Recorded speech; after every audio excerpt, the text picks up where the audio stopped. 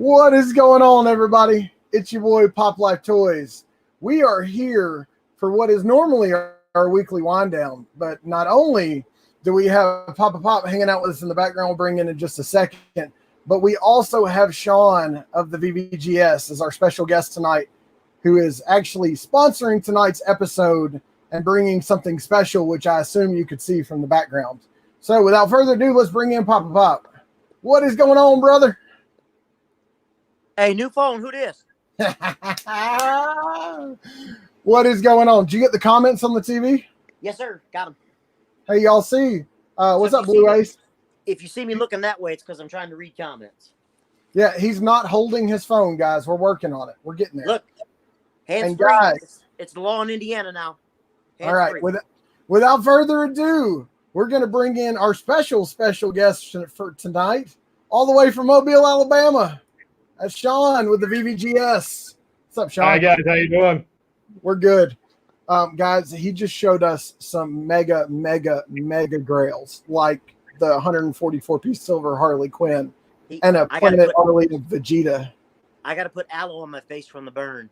Yeah, and some cereal monsters that Papa Pop was crying a little bit about. Heat.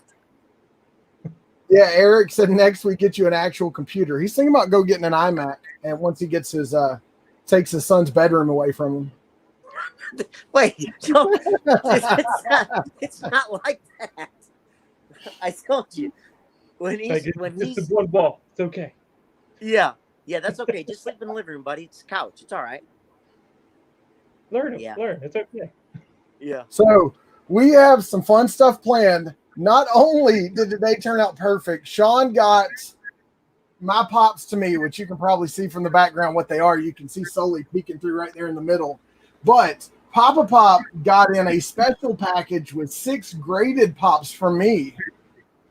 And Sean is going to explain to us how the process works and show us what goes into grading, because I have 2 with different grades, and we'll actually get to look at a QR code, which I've showed you those before. Talk about how it's done, and then all y'all got to do is tell them I sent you in the comments. That's all we're doing. But without further ado, we're going to let Jason open his box. Oh, boy. Well, shut your mouth, Eric. Do we do this? Yeah, just hand him the knife. And just yeah, you got to show him the top, though. Yeah. Show him the top. Oh, yeah. Yeah, I decorated it for him. I had to rip the biohazard label off at the last second. I didn't think that would be good, but yeah, he's got like all kinds of weird stickers on there. I think Grambino's Pop Shop sent them to me because he puts weird stickers in the box. He does. I got so many stickers. So many stickers for I carry around a big thing at conventions called my Beast, which holds I think it's 14 pops in it for like signings and stuff, and it's like covered in stickers. Got like a stack of stickers up from stuff that people send in when they get stuff graded too. So is it like a rifle case that you would ship on a plane in? Yeah. Yeah. Those aren't very expensive. Convention people love it. Security sees it and they're like, I'm like, you're going to be real disappointed. Right. So now, guys, at the end of the day, when they're all signed, that's a whole nother story. So we have Campbell's hanging out with us, our normals. We have Chunk with us. We have Blue Ace with us, and we've got people in the background. Tonight, there are other lives going on, so we will get a lot of views after the live happens. So, guys, make sure y'all like the video and you go outside of the live and leave a comment. YouTube doesn't care about the comments that happen in the live. That's just us hanging out and having fun. But, all right, Papa Pop, you want to start pulling them out one at a time? Did I package it well enough? Yeah, I'm trying to see what I want to do first. The one with the label covering it is the one you want to open last, with a piece of label on it. Okay. If it's still there, I don't remember. So first,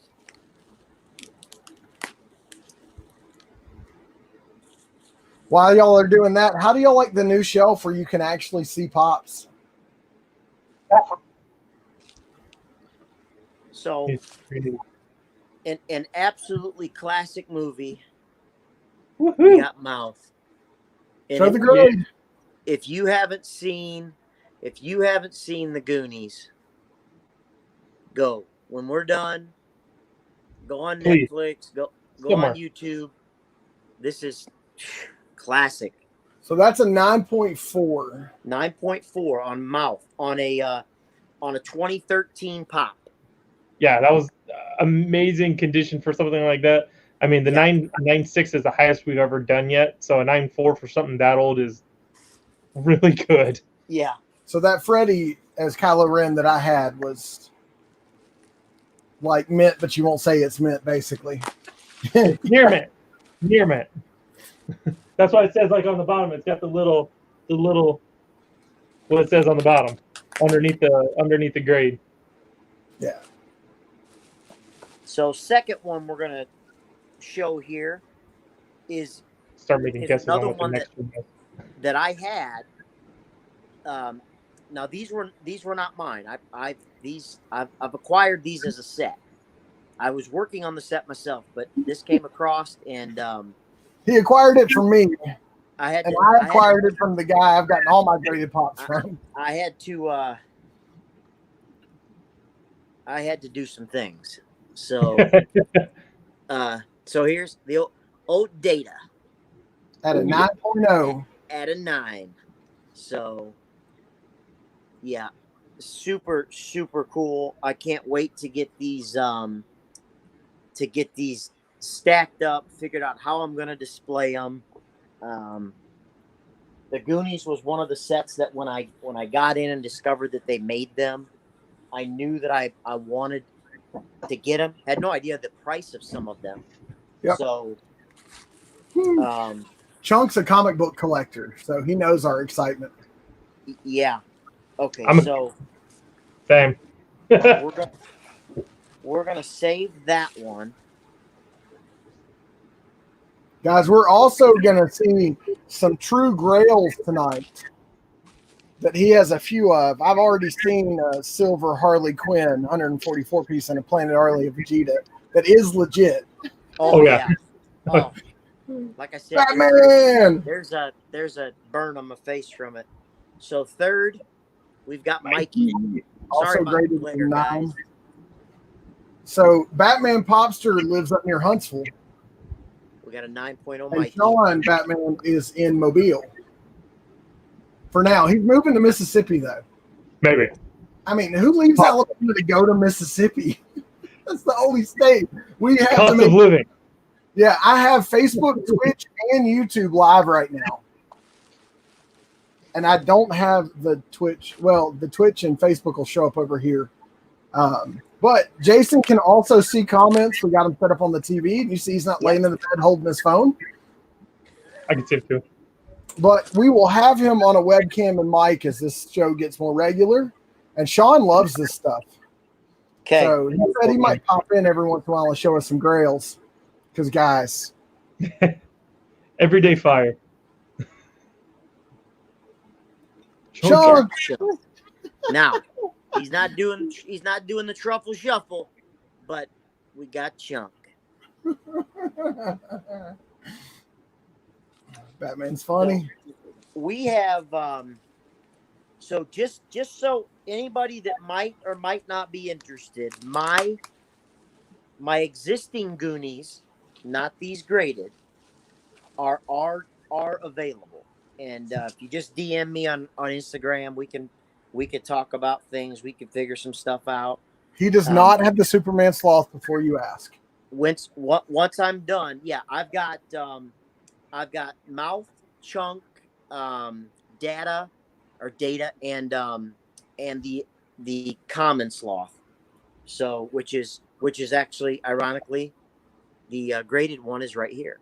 And I think he's your lowest graded, but still 8.5 is a really good grade. And again, on a 2013 pop, I because of the ones that I've looked at, I would still, as a collector, I would say this is mint.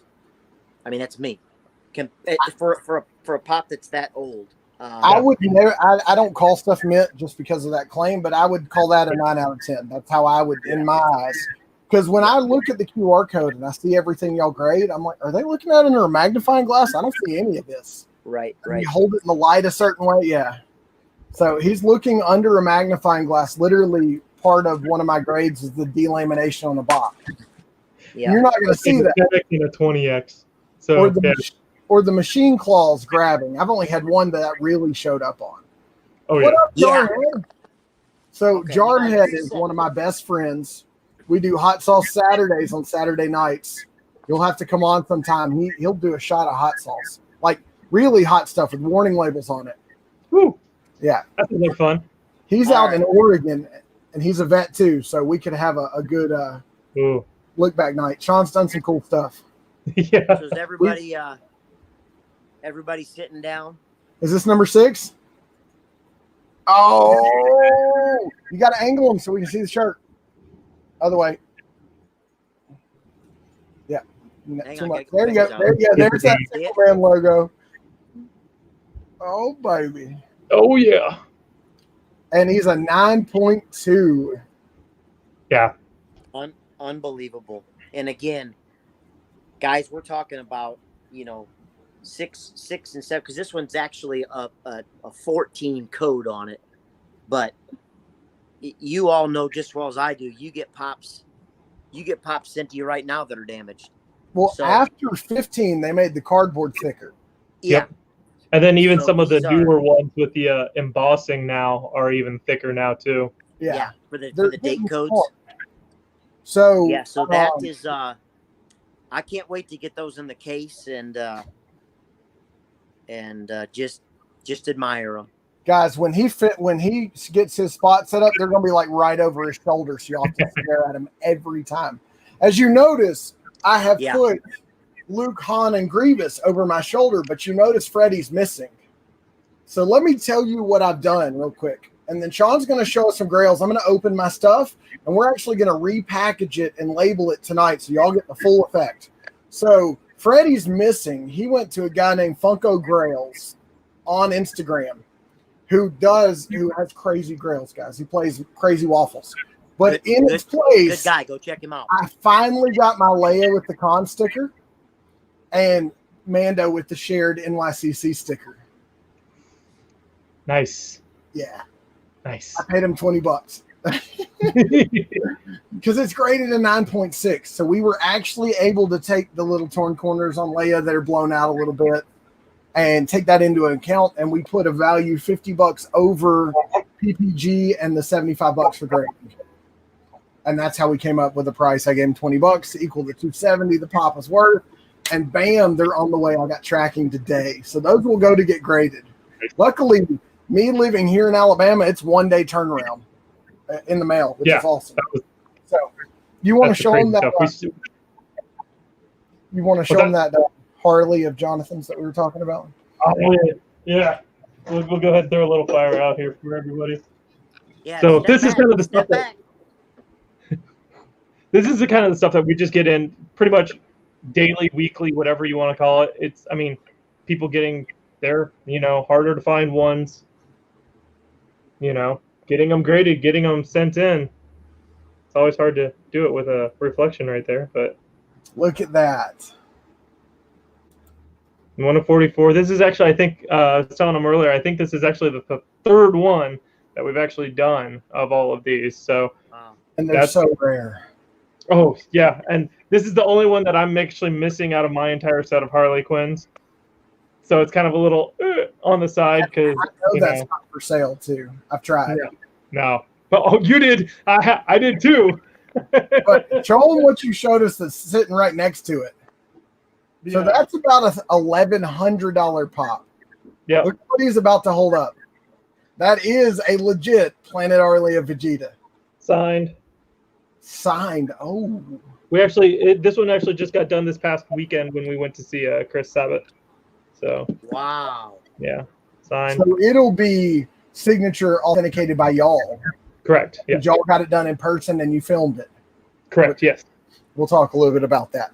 So that is that's probably going to be worth well over $4,000 graded. Easy.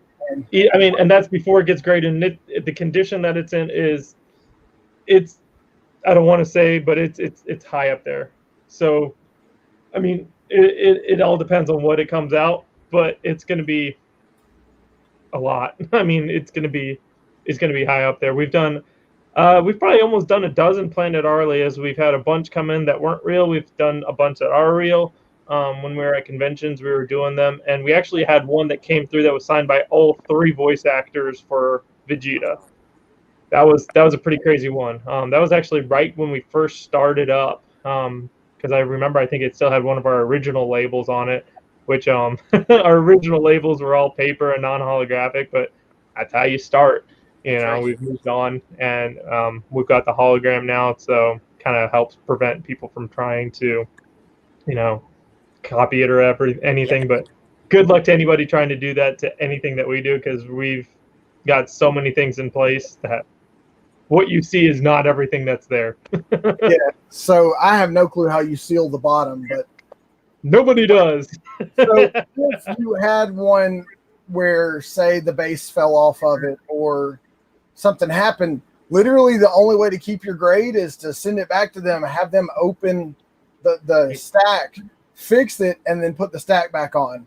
So. Yeah. Now we've had a couple that people that had them really high up, they fall, they crack, just like with the comic books, anything else, but 0 damage done to the pop.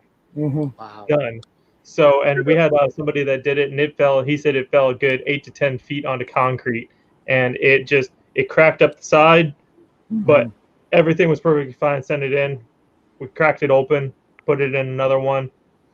So yeah, and he was like, Jarhead said duck because he's an MHA collector and does not like Dragon Ball Z.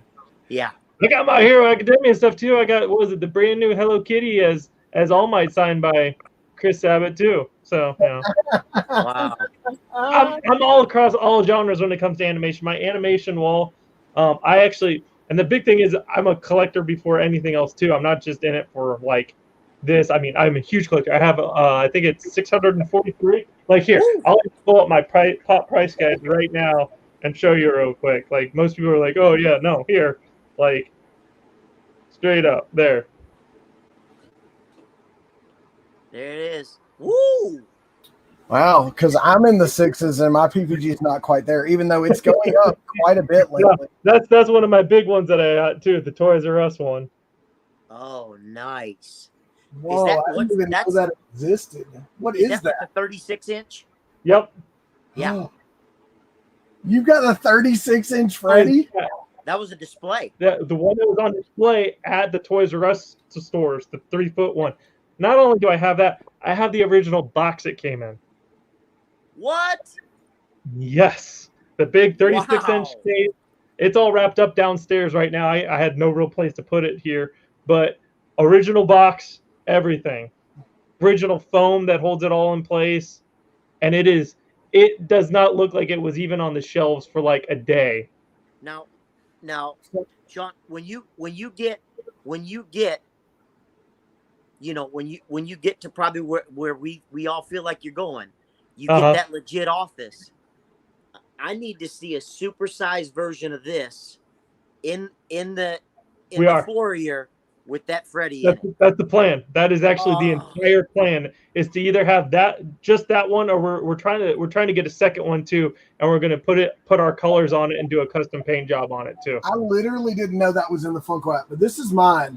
So mine used to be, and not everything's in there, but it's grown so much in value in the past week. Oh my gosh. PPG's going crazy. Getting into Star Wars, guys, I've had pops go from 10 to 40. My Shock Trooper is up to, how far down the list is it? I don't even know that it's in here. It's on Pop Price Guide. And be careful now, because they're skyrocketed. And I called a couple of the animation ones before they went up too. I went and got like some of the Soul Eater ones, the original Soul Eaters, got them for $20, and then they shot up to over 100. I got all the Bleach ones before they shot up. Now the great thing about the Holo Ichigo that shot up crazy, I got them for like $15 when he first came out, and he's also signed. Wow. So, yeah. Nice. Guys, so this is your collection behind you on the desk, right? This is some of the like most recent stuff, or my personal favorites. Like I think right around there is actually 4 different Jessica Rabbits. It's I have the prototype. I have one signed by the actress that did the voice. I have a regular one, and I don't know if everybody saw, but there's a huge post on Instagram too. It was the custom one that we're getting done. Gonna see if I can pull it up here real quick. It was. If you haven't followed his Instagram, you want to see Grails upon Grails upon Grails. That's his Instagram page. People mail him their Grails to get graded. And we post them up once they get done. Now here is the one that we just had custom made, because what I wanted to show is how you can have one of all of our different colored labels for the exact same pop. So we have the blue label, which is just your common pop every day. Then we have a yellow or gold label. We call it the gold label, which is signature series, is very reminiscent of comic books. And then we have our platinum label, which is for 24 pieces or less, or for prototypes. And then we have a purple label, which is for customs, like this custom we got made for Jessica Rabbit. Oh, if it'll focus in. Black box and everything. Oh yeah, Funko Boss. I don't know if you guys have ever heard of her. She is amazing at what she does. One of the best best custom makers that I've seen. Her posts normally get she's got almost 120 something thousand followers. Oh, wow. She's been custom doing boxes since 14 or 15, and I just happened to call her and talk to her, and I was like, hey, I'd really I gave her the idea, and she's like, oh my god, she's like, yeah, and we talked and worked out a deal. And normally she's actually backed up 14 to 16 weeks before you can get stuff done. I mean, she's backed up, but that's actually coming in next week, and I'm so excited. She also actually sent some stuff in to get graded, which we did for her. But that thing it's on a special type of cardboard that's like a gloss cardboard. It is gorgeous, and it's had it's almost at 5,500 likes now. I mean, it skyrocketed. It's got almost 200 comments on it. People want to know where they can get one. Yeah, people are like, oh, I want one, and it's first you have to realize that a regular Jessica, just by itself, to be able to get it, is between $40 to $60. Yep. And then all the custom work and everything else that she does in an entire custom box. She actually made a new sticker for her custom work specifically for that one, and she's like, I got a new label now because of that, because it's so, she's like, this thing is gorgeous. She was tooting her own horn. She's like, this thing's amazing. She goes, I had so much fun doing it, and I was so happy. I was like, yes, because I always try to get the most out of everything, and that's the best way to do it, is giving it to somebody who has a passion for it. And I probably talked to a dozen different custom people that do customs that before we finally just picked her, and no regrets. It's amazing. Cool. It's just amazing. So do you want to show us what the labels look like as far as the ones you have up there? Because you have thank three you, of them. Gambles, for putting that up. Yeah. Give me 1 second. I'm trying to think if I have which ones I have. I got the blue ones, which you guys have seen. Those are the basic ones. Yellow. I'm trying to think if I actually have any yellow ones right now. If not, I could just grab a label and show you the labels, because I see a yellow one right there. Up there? Yeah. This is actually, I'll show it to you. This is actually our first generation label. So, first generation label. Actually, maybe second generation label, but not on holographic. But you can see, if you actually look really close, and you can see, it actually has Celtic knotwork around it. Oh, very cool. That's what it was back when we first started, and so it was just like that. And this is actually one of the first ones I got done at a con a while back. But that's our first first generation label. You can see like the white on the edges and everything like that. You know, start somewhere. Yeah. Well, I mean, even that looks good. But y'all can see he's got Cereal Monster sitting back there, which I'm extremely jealous about. We'll just pull these up real quick because I'm sure people want to see those. And it's horrible. The glare, it will pick up light any direction. That's kind of the nice thing about these. I mean, it's hard to like, when we actually take a photograph of these things, like the little booth that we have, like inundates it with light, so there is no glare on it. It's crazy, the pictures. But that one, let me see here. I can actually give me one second. Oh my gosh, what's he going to get? Guys, this is like awesome. And we're about to open my package. Over different labels. So we got the gold labels. Oh, nice. So that's what the gold labels are. Then we got our purple ones, which is for the customs. And then very cool. The all coveted like platinum label. And that's for your how many pieces or less? 24 or less, or for prototypes, which 24 or less. Yeah. Wow. I've had a 400 piece or less.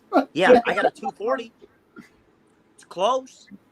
Yeah. We've got what I'm trying to think of.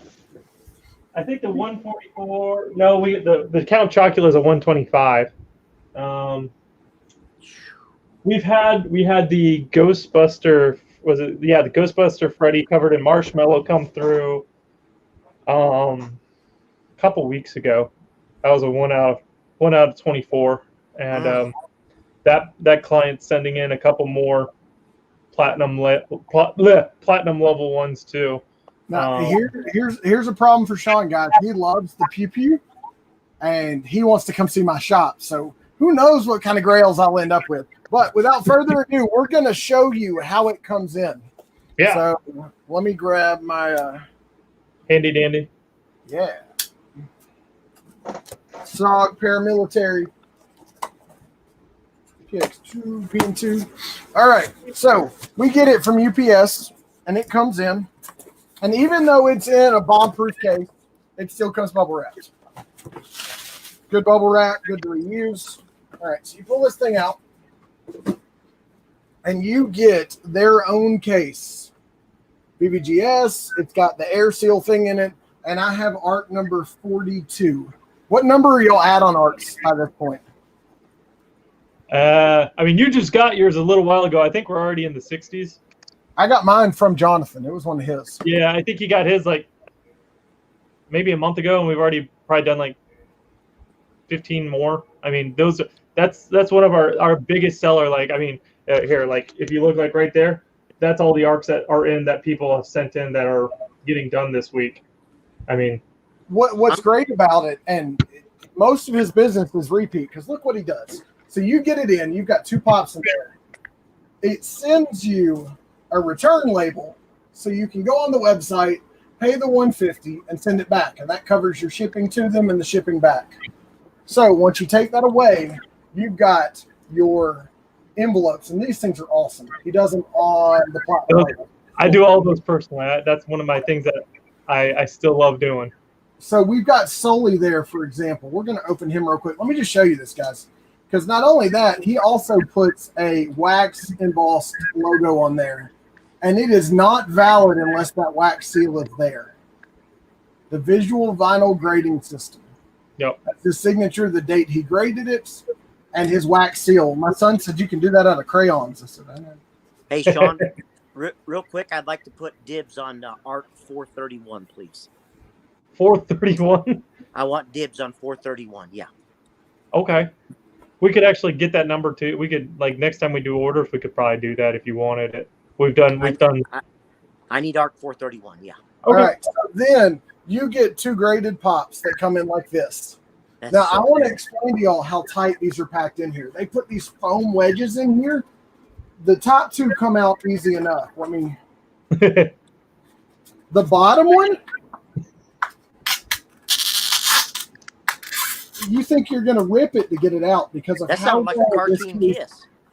is made to hold these. And literally what it does is it helps you get them out. So it comes out, and Sully was graded at a 9.0. Very cool. So when I go this way, you can see it, and then when I go that way, you can see it because my light is right there. But 9.0, you see the holographic. You can literally go into camera mode on an iPhone. I'm sure you can do it on Android too. Hover over that, and it'll take you to your custom link that shows you your pop and why it was graded at what it was graded at. And that one came back as a 9. Casey's like, I got to do this right now. Hold on. Mine came back as an 8. And I wanted to know why, so I went and looked. And half the stuff that he pointed out, I couldn't find.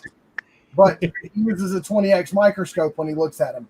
But for a 2011 pop, he said anything 7.5 and better is about as perfect as you're going to find. Yeah. So and take into consideration that was in a Disney store somewhere. Yes. Where citizens 2 feet and under put their hands on everything. Yeah, and they rub their noses and pick their butts. The fact that it was the biggest thing that we see was something that starts to get that old is just like the same with like comic books or cards or anything. You start seeing it yellow. The box will yellow, and that actually didn't have hardly any of that.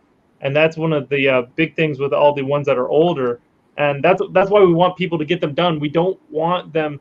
It's people go, well, we want to get the high grade. Sure, fine, everybody does, but at the same token, take what you got and preserve it. Don't let it get any worse than it already is. We've called a couple of people. There was one of the Clockwork Oranges that we tried to. We've done 2 normal ones, not the glow ones. We've done 2 of the normal ones. We tried getting a hold of the company. We're like, hey, please. It was torn. It was ripped. It was like almost like we're like, please, we'll do the grading for free at that point. Just please send it to us so it doesn't get any worse. They never got back to us. I hope whoever, certain ones that we just want to preserve everything. And that was how we started this, how anybody like comic books or trading or anything like that, it was to preserve it. I mean, that's the whole end all be all at the end of the day is protect it. Don't let it get any worse. Because these are airtight, right? For the most part. For the most part, I won't ever use airtight or waterproof because those 2 words are. Yeah, it's not a hermetic seal. But you're protecting 99% of what could happen to it over time when you're in one of these cases.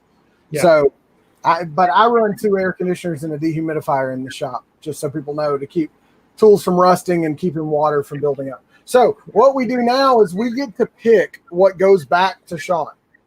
So here's my guys and.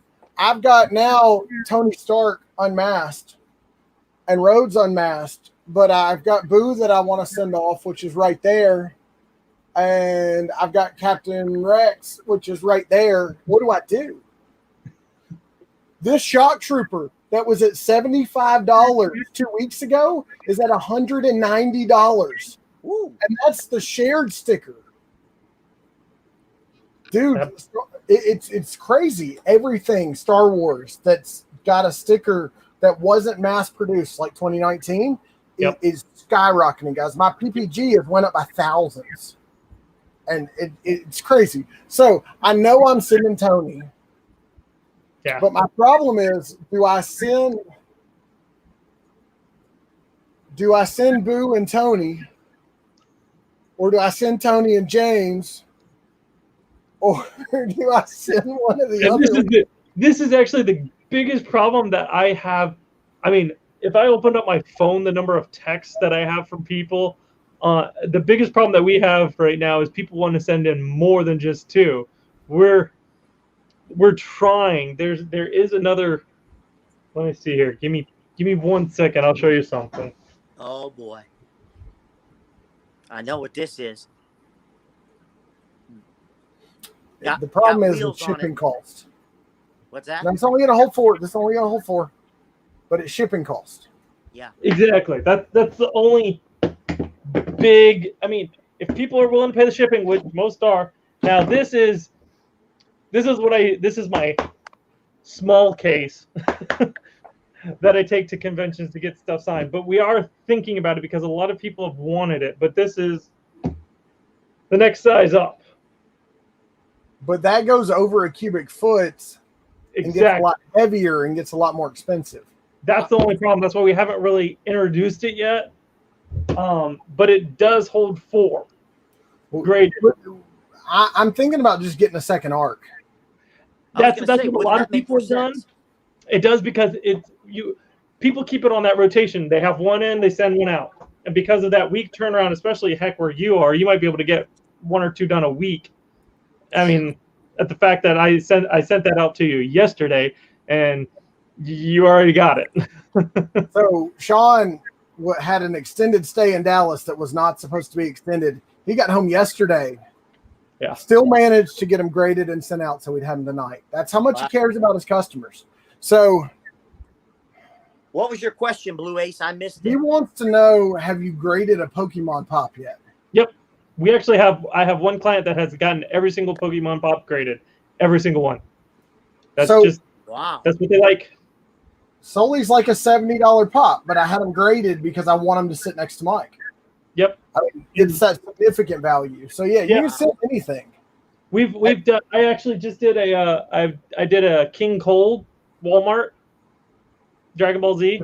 Yeah. It's not necessarily they're not everything is a Grail that we get. The thing that we also say is you get something that's sentimental. We did this I don't know if you guys have heard of the Gasolcast or not. They're a couple that were some of the Chris and Heather. And we did a wedding present for them, which was kind of cool because we had each of them send in a pop from the other person like that they thought was like their favorite or whatever. And we did a whole thing for them and gave it to them as a wedding present. I mean, it doesn't have to be the $1,000, $500 ones. It can be a $5 one. We all treat them the same way. And Grail is such a rough term that gets thrown around so loosely. Like nobody can define what a Grail is. I mean, if anything, this is mine because this was the very first pop I ever got. $5 pop at FYE, literally. It was on clearance, but it was the first one that I ever got. And it's a 7.5. It's not in any great condition. This is actually our old style before we even like sealed it. We had like tamper tape and stuff on it, but it was the first one that I ever got, and that's got more, significance to me than, I got an inverse Deadpool up there too, Just the idea of getting a graded. I know somebody that was looking for that pop today. I was not in great condition though. Yeah, just the idea of getting a graded pop for a wedding gift kind of has me considering getting married again. Man, at this point, it takes so much for me. We have to discuss the pop prior to the proposal. Okay, it's got to be a good one. Eric, they don't do 10 inches. They're working on 2-packs, and they might get 6 inches. But 10 inches is just too hard. It's too big. But he was telling us before we went live, and even some more, he's got some crazy stuff, guys. And he sold a lot of his collection to start this. Yeah, I really don't know how much it costs to get a mold made in China. But once you have your mold. Well, it's actually not a mold. That's the crazy thing. It's actually not a mold. Ours are actually hand formed. So that's kind of the big difference is it's not a mold, and which actually gives it a lot more structural integrity. Like I would stand on a Planet Arlia, no problem, and not even question it. I would stand on, and it wouldn't even squeak, crack, nothing. And I'm 200 pounds. It is formed so well, though. What's that? You can't see edges in this. They do an amazing job. Yeah, you can't. It looks like it's floating in there. Yep. So, like I kind of want it's not moving. So it's just a base it's sitting on, so you can still see inside and the labels are held, but you've got a sealed base. So if you tamper with this, if you open it, he's going to know. Oh So- yeah.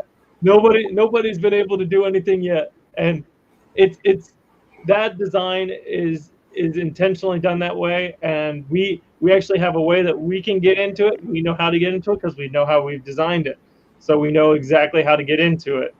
So if like we said earlier, the person who had theirs drop, we were able to still get right back into it and replace it, no damage to the pop whatsoever. Let's say pretend I've never done this before. How does it start? Okay, so the way that it starts is just like anything else. You may see us on Instagram, Facebook, what have you, somewhere. And the first thing, how do I get this done? Well, the first thing that we can always do, typically you'll get me or somebody else that's here that'll talk to you. If it's at 2 o'clock in the morning, it's probably me because I don't sleep like at all. And I'm also talking to places. We're in Australia, Italy, Japan. We've done a lot of dealings everywhere. So I'm kind of like, I sleep when I can. I'm one of those like weird people that only gets like 4 or 5 hours of sleep each night. It doesn't bother me. I'm always just up talking to people. His cell phone number's on the website, and literally I called it the first time and he answered. And it was supposed to be a 5-minute phone call. We connected on a military level. We talked for an hour and a half. And finally I said, bro, I know you're busy. You got to get on a plane in 2 hours. We got to jump on the road. Yeah, it's what I do. I wouldn't say it's a crutch of mine. I love talking to people because I get to know and get to meet people. But so you would go, first thing that you would do is I'd tell like you could go to our website, which is thevvgs.com. Real simple, exactly how it sounds. We're actually getting ready to revamp the entire website, but it's still completely working just fine right now. You would just go to the site, go to our shop, pick out your item, and kind of go from there. But like I said, I always typically I've probably talked to almost 60-70% of the people that actually make orders. And I typically will walk somebody through actually making an order if they want. And we've done everything from 1 pop a piece to orders up. I think our biggest order was almost above 100. So yeah, and we give discount anywhere from 10 pops and up. We start doing discounts for pricing. So it's that's kind of how we do stuff like that. If it's a big enough order, he'll drive to pick it up and bring it back. Correct. Now if it is 50 or more, we'll go and we'll make a trip, and we'll that's when you see stuff on our Instagram road trip to Indiana. That means we had got a big order. We do, just to make that even more interesting, is we'll meet up with Facebook groups or anybody else that wants to, and we'll actually pick stuff up along the way. Now, typically, you'll have to pay the shipping back because we don't typically go back and do a 1-by-1, but it'll save you that first initial, and you'll know that we'll have it, and it'll be protected the whole time that we have it. That's more than reasonable. I'm telling you right here, for example, that crease, we've talked about it in the window. There's nothing you can do about it. No. And then the beard is a little bit off on the paint. Does that normally hurt the value bad when it's such an old pop and such a rare pop? Here's the thing that I always compare it to, because people always ask that pretty much that exact question. I go, all right, there's, you've got what was it, 1930? I can't remember what first year Superman came out. Action Comics #1 was like 36, 35. Please don't get up mad at me if it's. I know it was in the 30s. That's all I really know. Of Action Comics? Yeah. So let's say you have one of those, and we're not talking the 9.8 that somehow magically is still in perfect condition. Okay. I don't know how that they have there's 3 of them. Nicolas Cage used to have one. Blah blah blah. Anyway. So you typically have something that old, you're going to see 39. See, okay, I was close. So nice here. That old, it's going to have wear and tear on it because they didn't have grading. They didn't even really have anything that you put on. You would buy that comic, read it, and throw it away. Yeah, it wasn't. Or start a fire with it. Yep. It wasn't a collectible. Right. It was just enjoyment back then. Yeah, and that's what you did with them. Well, most Funkos back then, not quite the same thing, but they weren't collectibles back then. Nope. They weren't. They were taken out of the box and they were played with. Yep. I And wonder if that even costs $15 at a con. If it was even 15. I bet it might have even been cheaper. You might have found it for $10 back in the day. Who knows? Maybe the pop was displayed and the box was thrown away. Exactly. I know a lot of people that post in the box groups that originally didn't care about the boxes, and now they're trying to find boxes. Oh, yeah. Well, Eric had asked about out-of-box pops. Is that something that you've had people ask about before? We've had people ask. The unfortunate part of that is we don't do out-of-box gradings because the two criteria is you have to have the pop and you have to have the box because the box and the pop together kind of provide the grade. Yeah. So we take everything into condition. We take the window into condition. We take the insert. We take the pop. We take the box. It all gets put into our nice little formula. That's how that was where the meat and potatoes of everything is actually the formula. And the great thing about the formula is I could teach it to anyone and everyone would get the same grade. And that's the whole point. That's nice. I like that. Exactly. Now, and I've done it with. Go ahead. I'm sorry. Okay. So on some of these pops, like Jason's example of Tony's beard being a little iffy, do you open any of these to look at the entire pop all the way around? Sometimes. Okay. We do because I've got a bunch of different mirrors and magnifiers that I can typically see everything around. The only time that we'll really take it out is suspected counterfeit. If it's a suspect counterfeit, which it happens. And yeah, we've dealt with stuff. It's just like anybody who does anything like this, you deal with things. Yeah. And like this guy right here that we looked for hours to figure out it was a counterfeit. Yeah. I mean, and it's what it comes down to is just knowledge and time. And that's kind of what we're doing right now is we're gathering stuff, we're gathering knowledge. I've met so many wonderful clients that have so many, higher end ones that are rarer that they take pictures of and they let me see. I mean, I went to New York Comic Con database. Yeah, no, and that's exactly what we are. That's what we're doing.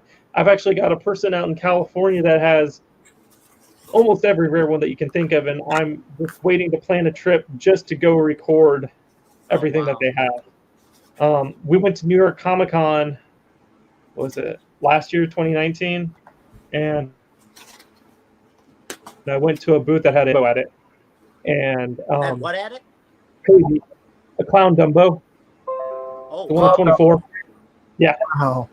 Yeah, and I was just kind of getting known at that time. Like, this was before the beard and everything. Like, I was just kind of getting known at that time. And thankfully, the person that was running the booth had heard of us and knew about us. And I said, all honesty, man, I just want some data. Like, I just want to see it. Like, and he goes, sure. And he takes this clown Dumbo down off of the, top shelf behind everything and lets me open it up at New York Comic Con. And like the people's faces. Wow. Yeah, the inbox collector. And he goes, look, there's only about 2 or 3 people at this entire convention that I would let do that. 2 of which were, Mike Becker and, Brian Mariotti.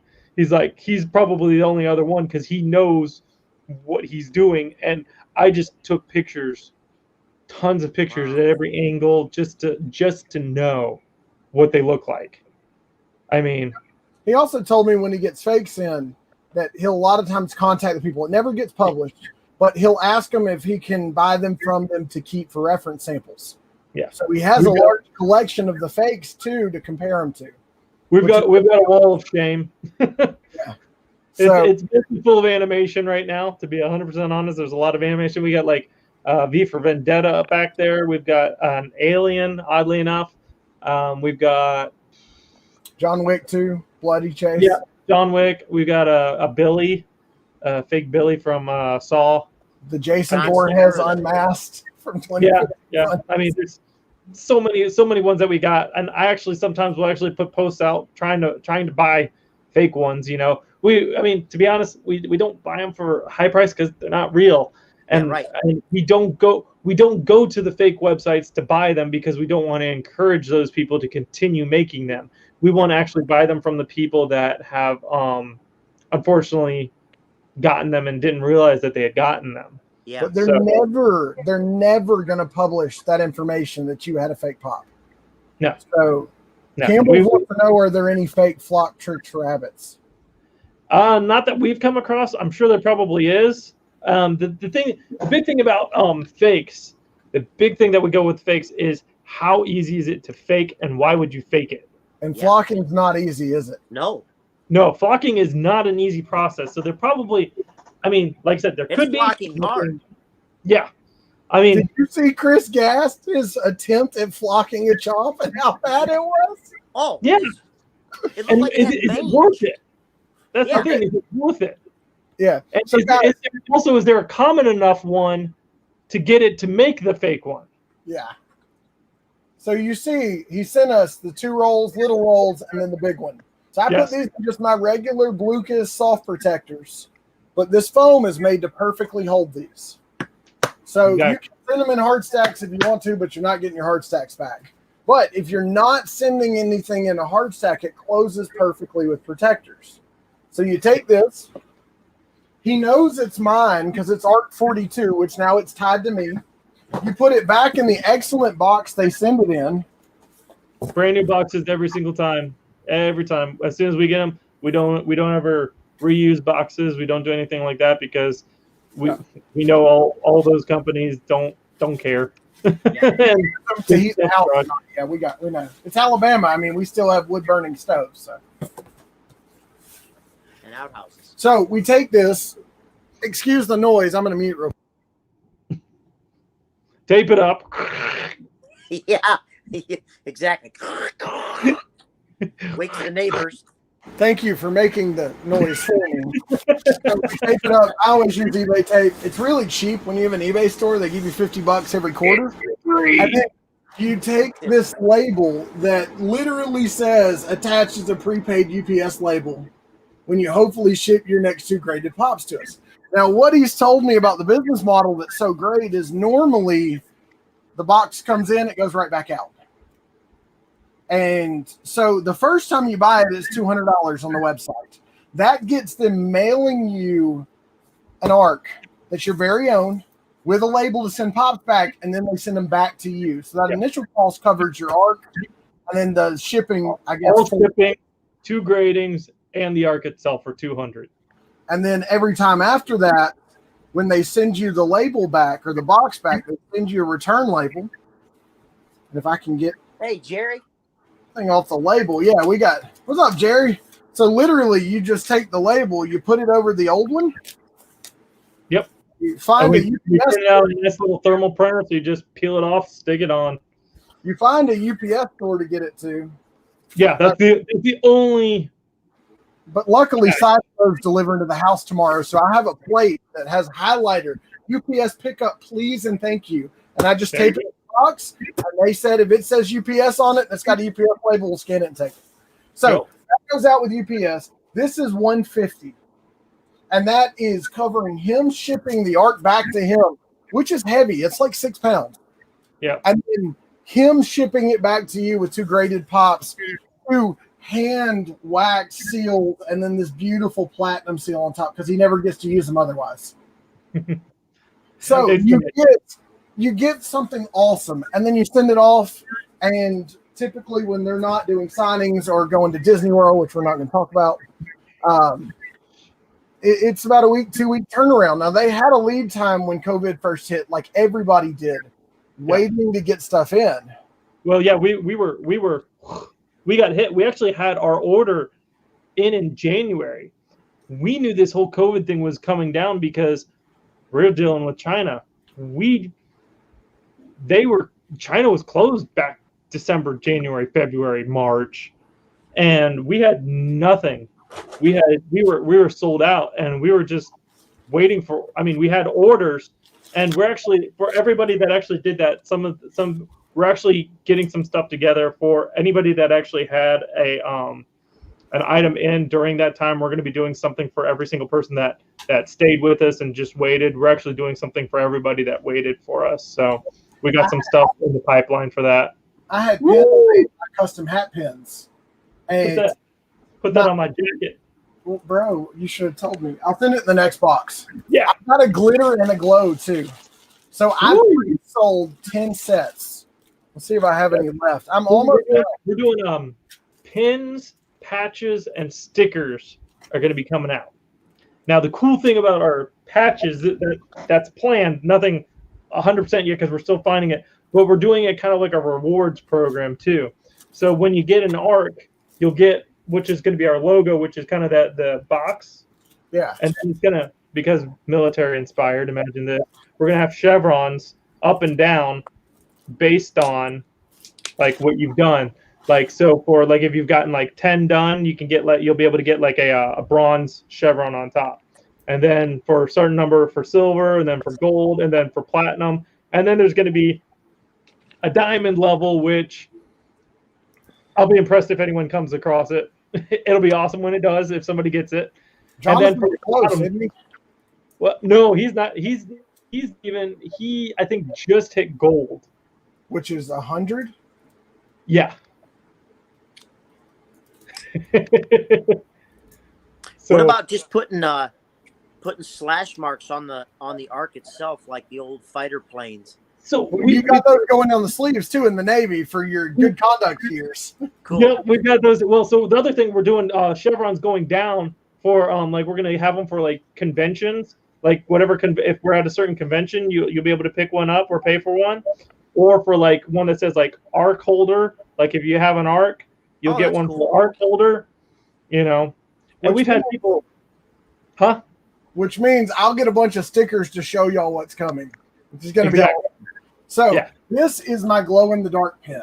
If you go to my Instagram feed and scroll down, you will see this guy lit up. Everything that's white, from the PLT on the tongue to the teeth to the eyes to the toes, glows, and it is amazing. I don't have any glitter pins left other than my 001 that's on the wall. But Custom Hat Pins did these, and I got caught in the same thing. I had the first 10 numbered sets pre-sold. It's going to be close to this for our pins. Cool. Nice. It's me holding the logo. There it goes. That's awesome. So I'm going to need some of that stuff. You see my pin boards over here. Oh, yeah. And that's a good thing. Everybody loves pins, stickers, and patches. Everybody loves them. That's our next. We're also going to be doing, I think we're going to be doing gloves. I know it sounds odd, but here, let me. I swear, sometimes I can't keep track of stuff. I didn't expect that. Well, microfiber gloves, because this is what we use when we're grading. We use these for jewelers. So no oil on the pops. So you can clean everything off, because they're microfiber. You'll be able to clean that acrylic off and polish it up on it. We're going to be doing these, and I think regular size microfiber cloths too. So, but everybody, whenever anything is ever handled here, before it like hits our container, that's how everything's handled. Yeah, and if you ask and they will try to fix what they can. So if a window's dirty and they can clean it, they will clean a window before they vault it. We have ways of getting like little paint marks off too, and I mean it depends on like how much work it really is. We can't really guarantee anything, and it kind of comes down to how busy we are too. So if you see Jarhead in the comments here, he was a Marine. If that tells you anything. Hey, I never got my butter bar. Well, I almost did. I was in but and I was 2 weeks from getting my bar, but got let go medically before I got my commission as a pilot. Won't go into that.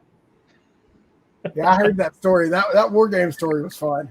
Yeah, that's a whole shit show. So do the Goonies count since I held them, or do they not count since I didn't send them to you? You got to send them to us. So I've sent you 4 so far, and those going back make 6. So I'm almost to 10. You're about halfway. Halfway. Well, we're gonna get the matches too, so you know. But and guys, we've got records of everything, of everybody's stuff, so we know. With Sean, you got a file cabinet just loaded. Eric said he must be out of crayons. We give Jarhead a hard time all the time. He said he set a squadron commander's tent on fire once. So, we will be planning some charity fundraiser drive. Don't know what it is yet. That will probably go towards my cause, Autism Society of Alabama. Sean and them are big supporters of charity. I know this for fact. And they're big supporters of especially children's charities, and vets and stuff like that. So there's two main charities I work with. That's the Autism Society of Alabama, sometimes Autism Speaks, which is nationwide, and then Mission 22 are the big two that I try to support. Veteran suicide is something that can definitely be prevented just by talking and showing compassion. I won't go into detail, but the whole Magoo stuff almost caused two incidences that we don't want to talk about with nobody that's in this group right now. But just that's how bad it can get for a vet when they compartmentalize. So Sean served in the Navy. He got a submarine rate, but never went on a submarine. But he doesn't have his dolphins. Now I got my wings, though. He's got his wings, but he doesn't have his dolphins. Hiker set a Como van on fire with artillery tailings. Oh, I've got some stories that I could tell, and then I've got some that I can't tell. Yep. Let's put it that way, because the difference between a secret clearance that a lot of people have in the military, whenever you deal with something that's not public knowledge, and a top secret clearance is top secret's only active when it needs to be. So there's the next step too. Well, I was SSBI, so I was single scope background investigation. Yep. And then you've got levels above it, but all that means is how far you can be read into stuff. A secret clearance stays active, which means you have the ability to know stuff that's confidential, that's not public knowledge, that's not published. Where I worked in control on a submarine, you had to have a top secret clearance to be in there for one reason. Yep. And it's not all the gauges you'd think of. That stuff's classified. But it's because the GPS coordinates are on two of the screens. The funniest thing that I remember was when I got out and went reserves. I kind of told you this, I think. I actually went in and I was like, "Hey, is there one of those rooms?" And they're looking at me like I'm crazy. Like, who the heck are you? Like, there's an access list that's like this long for people that get into that room. I was like, cool. Can I get the code? And they were like, looking at me like I'm crazy, literally just flat out crazy, because they know there's only like 3 or 4 people that can get into this place because of where we were in Ohio. Nobody. And they were like, son of a bee, petty officer staff. So I was like, yeah. And they go, well, nobody here can officially let you in. But if you want to. And the great thing was there was a nice lounge in there, and I knew it was in there, and that's where I spent most of my weekends. Yeah. So you literally have to wait for someone with the clearance to verify him and let him in. So we had one of those buildings in Groton, Connecticut, where we went through sub school. That was where the subs in Groton transmitted their information to sublands. Did some training there. We have in Montgomery, which is about 4 hours from him, at one of the bases there are 2 buildings that look like normal buildings that you don't know what they do, but you're not getting in there. Were they vampire buildings? Yeah. So they were data transmission Area centers. 51. No, dummy, they're not that big. They carry big, oversized old computers that literally transmit data from one base to the next because it's a completely closed loop network. Most people don't know that, but they also have something cool that runs right past my house, the side of my house, actually. They have a pipeline that runs from the bay all the way into Gunner Base that can run diesel and gas at the same time through one pipe, not at the same time. They can close it off, pressurize it to push the fuel out, put the other fuel in and let it go. So they can send diesel and gas through one pipeline. And it's literally 60 feet from the side of my house. So there's a lot of stuff y'all don't know about. When I was in Kings Bay, Georgia, I was on the ballistic missile boats. So you have base, front base, all pretty base, all nice base and base housing and the commissary and the Navy exchange. And then you have a road where you turn and 30 feet down, there's a guard gate, a gate guard. And they're standing there in ballistic vest and the cup protector and the helmet, and they've got their M16s held at their side. And you show them your ID. Your ID literally shows where you can go on base. And then a lot of times you have to hold your ID next to your military ID. So they make sure it's you. So you get through that gate. 400 feet down that road, you hit another gate. This is to get in the parking lot. So to get into that parking lot, you have supposed to be telling us this? This I can, yeah, because when they take visitors down there that get clearance, that's where they go. So, and you can find pictures of where they load missiles is under like a 200-foot tall barn that has eaves that you can't see up in the top, and there's snipers in them. There's literally a rope that if you step across, it's a live fire line. They will shoot you on the spot if you step over that line.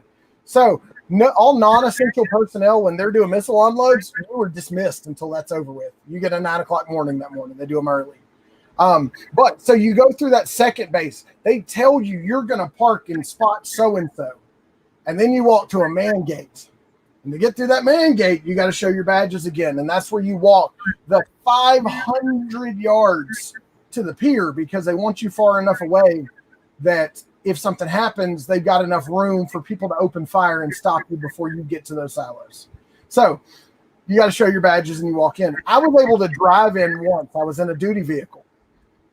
At every stop, they have dogs and they have mirrors looking under your vehicle to make sure there's no bombs. Now you get down there and believe it or not, training animals in the water is a real thing. They have dolphins and sea lions that are trained, and you see their cages sitting on one of the little docks right there. They are trained that if they're divers in the water and they catch those bubbles, they will attack.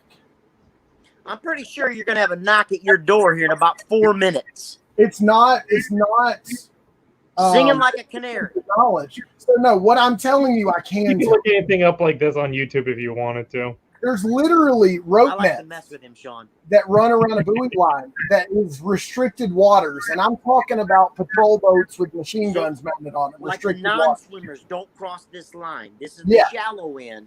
This is the deep end.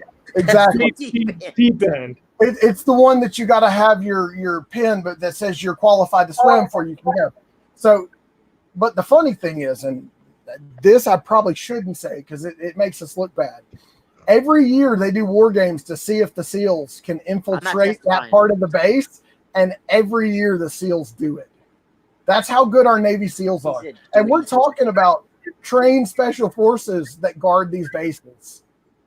It's crazy. Against crazy MFers who I had the horrible occasion seeing multiple times and dealing with. That have some crazy trigger fingers too. I'm telling you, literally, you see them looking at you when you're watching the missile unload as it's finishing, or they're putting dummy missiles in, or anything for training. They can too. That's true.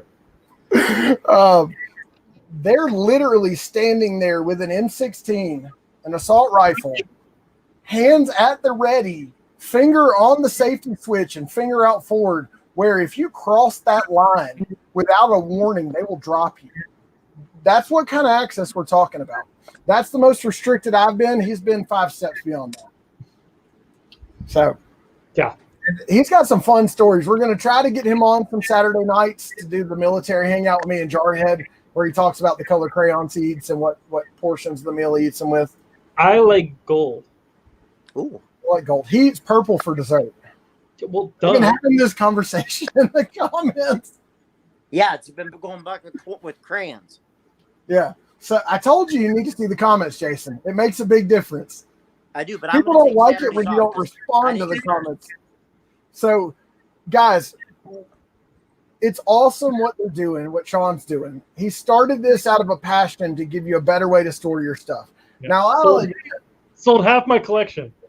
Pop armors are great. but this is the next level. Would you stand on that? Yes. Only because I've seen Dr. Applesauce do it. But I wouldn't stand on one of those. Oh, 100%. Easy. All day. I wouldn't do it, though. All day. No problem.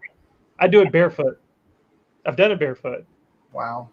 So that's what we're talking about. If y'all want to get stuff set up, if y'all don't want to send in 2 pops, you got 1, you can send it to me. I'll send it in with my ARC. I'm going to try to get a second ARC that I can have just to send people stuff in to get graded, and I'll ship it back to y'all if y'all don't want to do that.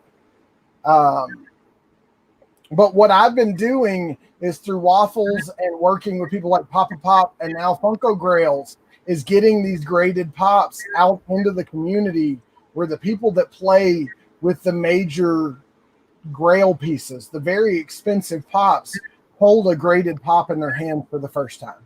Oh yeah, it's just like if anybody's done the comic books or the anything like that, you got it graded and you get it back. It is just a whole different beast. It really is. Once you've held one, you're like, dang, like it's got literal weight to it. I mean, I have a slab you might want. What's that? I have a slab you might want. It's called "Are You Woman Enough to Survive Bitch Planet?" I don't know why. I bought it in an auction, but it was slabbed. It's a 9.0. It's a blue label. I'm like, sure, let's do it. What is it? It's like the girlfriend. What is it? The ex-girlfriend Spider-Man. Have you seen this? It's like I think it's like the first appearance of Spider-Man or something. I'm sure somebody will mark in the comments, but it was like Sharpied by this ex-girlfriend. All of it. You're a cheat. Da da da da da. Like all over it, and it's like got a grade. It's got like a crazy grade on it too. Like it's a horrible grade, but it's actually they got it labeled "Crazy Ex-Girlfriend Barry." So 2 of my absolute favorite covers is, I mean, you can see the military semblance in this: Fallen Sun, The Death of Captain America. I love that comic. That was an AOK sent to me by Jay Blitz, who does comics for vets. But I bought this in a actual auction because I thought it was hilarious. And that's signed by Cho, the guy who did the artwork for the cover. And that is Harley Quinn. Yep, that's saying, "Oh yeah, she's definitely photoshopped." So I collect Harley. Harley's one of my pulls. I get that. Do you have that cover signed by Cho? Not signed. Not signed. I'm slowly kind of getting back into stuff, and whenever the conventions start over again, you know. I like that. I have no clue who signed it. It doesn't have like the artwork. COA, and then this one is signed by David, somebody other, and Bob Layton. And this is a 75-cent comic. I don't know what age that makes it, but you've got signatures on it. And that was an AOK too, guys. Yeah. That's got to be like that to me because they know I like it. What'd that be like? I think it'd have to be like silver. Yeah. Maybe. Which I don't care. I like the cover art. I'm a cover art for. They need a new age because modern is like it covers like 40 years now. Modern, it's like modern. Okay, 80s, 90s, 2000s, 10s. What, like, seriously, we need a new age, if you will. Okay, they might be the same size, but seriously, guys. Yeah. How about pre-newsprint and post-newsprint? Yeah. How about like, at least break it down into the middle of the 90s? Come on. So let me tell y'all. I told y'all we would talk about the 1,300 follower giveaway. Due to Instagram hitting, I like doing giveaways. When I hit 100 numbers, I do giveaways, which is weird. But I keep growing. I'm at like 1310. When all the drama started, I wiggled back and forth around 1150, and it's just been growing from there. So I found this, and I thought it was perfect. My name's Jason. I was born on a Friday the 13th with 1,300 followers, and this just came out. So this is going to be our main giveaway. We're also going to be giving away a small mystery box to a second prize winner. This will be done Saturday night on the live. You have to be present to win, so sadly Sean will be at Disney, but he'll be okay. He might tune in through Disney. just quietly sit there, and his wife's looking at him like, "What are you doing?" Wait a minute. Are there any current Disney Park exclusives we need him to pick up? He'll text me if there are. Him and Jonathan will text me. Oh yeah, I don't know. I mean, I'm pretty sure we're gonna be in. Is it called Hollywood Studios still, or is that what it is now? It's not MGM anymore. Yes, I think Hollywood Studios. Yeah. Yeah. So we're gonna be there Saturday. So, but the park exclusives, you can get some of them at Disney Springs, which is that little like outdoor shopping. That's where we're gonna be there town. Friday. Yeah. Yeah. So Isn't we're gonna that where like the Lego shop is and all that stuff? Yeah. I have I'm trying not to be a bad person at the Lego shop. You are going to go make a lightsaber, right? Yes. You're going to bring that and let me see it when you come see the shop, right? Yes. That's like my to-do, and I have 4 boys. 3 of them have already said they're making a saber, which is $1,000 for the 4 of us to do it. It's crazy. Yeah. But you get to assemble your materials and put weird stuff together. And I'm going purple. Because if Samuel L. Jackson can say, if I'm going to play a Jedi, I'm going to have a damn purple lightsaber, I'm going to have a purple lightsaber. I'm only going green, building it. The second I get out to the gift store, I'm putting the yellow in. I mean, yeah, you can buy all the kyber crystals, but why? You want to be neutral? The black kyber crystal, which that's 100. Yeah, it's like it's a red one, but it's like 1 in 100, and you can only buy 1 of each color per day per pass holder. So, so you can buy them on Bakari for like $700. Try 1,400 for the black one. Wow. Yeah. What? Yeah. For a crystal? Well, so you're putting kyber crystals in them, just like the Jedi do, and it'll change the color of your saber. It changes the color of your saber. And the black one is like 1 in 100 out of the. You buy the red ones, and it's 1 out of 100 to get the black one, and the black one will have its own completely different color than just red. And they all make different sound based on the color that's in them. Disney was really smart when they did this. I have quite a few. So this one right here is my newest. There's like 2 guys on YouTube that are going daily, every single day, trying to get the black crystal. Like it's their channel. Yeah, so they go every single day. $15.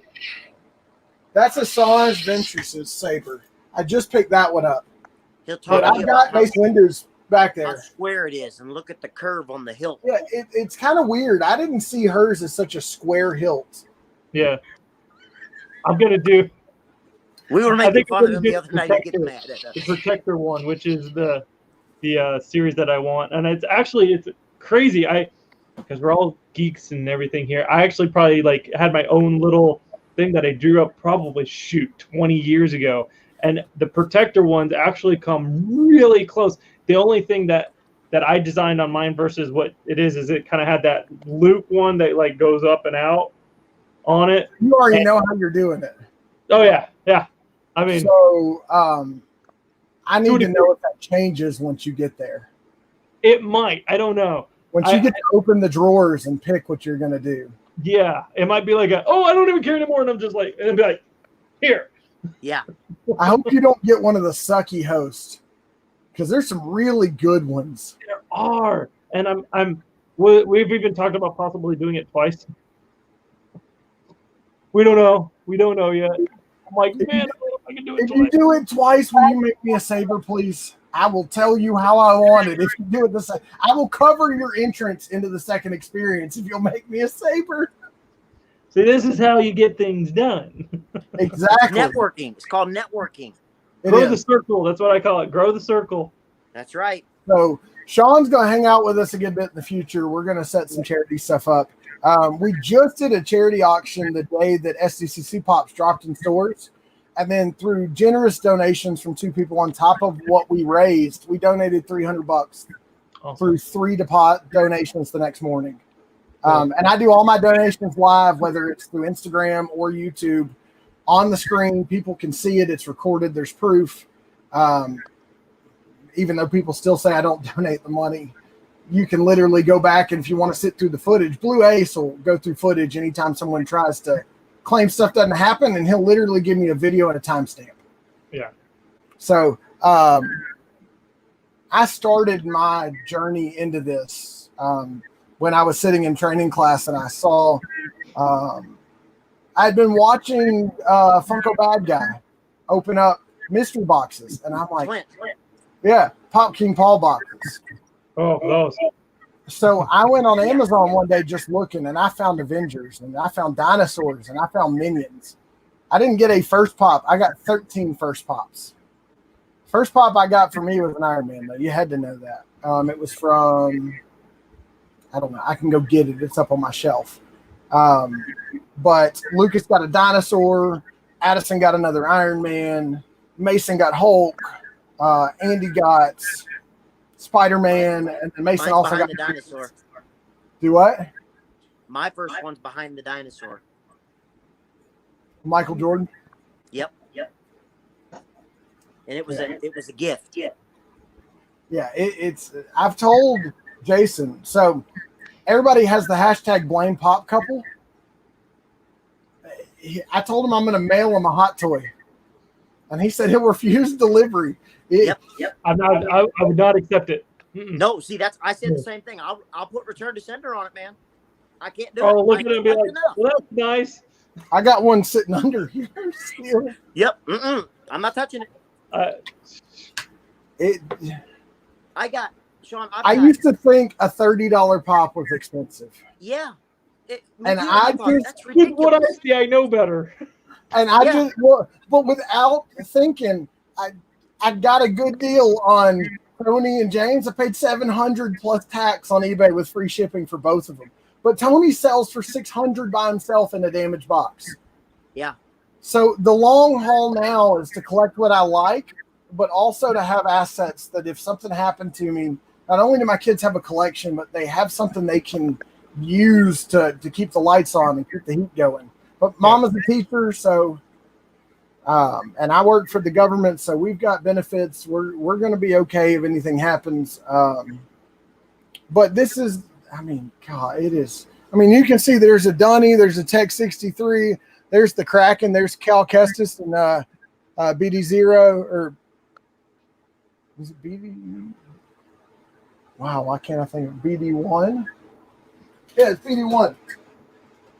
Yeah, BD1. Which is like the coolest little droid ever if you play in Fallen Order. Yeah. Oh, dude. And then Thanos is behind him, and I've got a brick head of the child sitting right back there. I mean, it's just. So it's like all my little things that are just. Yeah, and everywhere. There's Squink right there. Yep. Yeah, I got some. Oh, and like Cos Baby's just sitting on the desk. And an angry elephant. I mean, my desk is a mess. Mystery minis, I have no clue who they are. I've still got a Flock Charmander. He was in a damaged box, so it's just sitting here. I mean, I got stuff all over. So this is just the desk. Downstairs is where I built like shelves like this for the 600 plus that are downstairs. Yeah. Now I've seen some PPGs that are like less than 100 pops and over 10 grand in value. Yep. And I look at those as collectors, but more collecting for the value more than collecting for the enjoyment. We have a lot of those people. I have 640 something in PPG, but I have a whole bunch more out there. And guys, there's so many I have that aren't in there or that are in there that shouldn't be. I started over my pop price guide. I had to, but I only logged. I started with the expensive stuff and started working my way down. And then I do I'll do this real quick. I'll do another quick little, see if I can show just see how far this can actually go. Just for some of the other.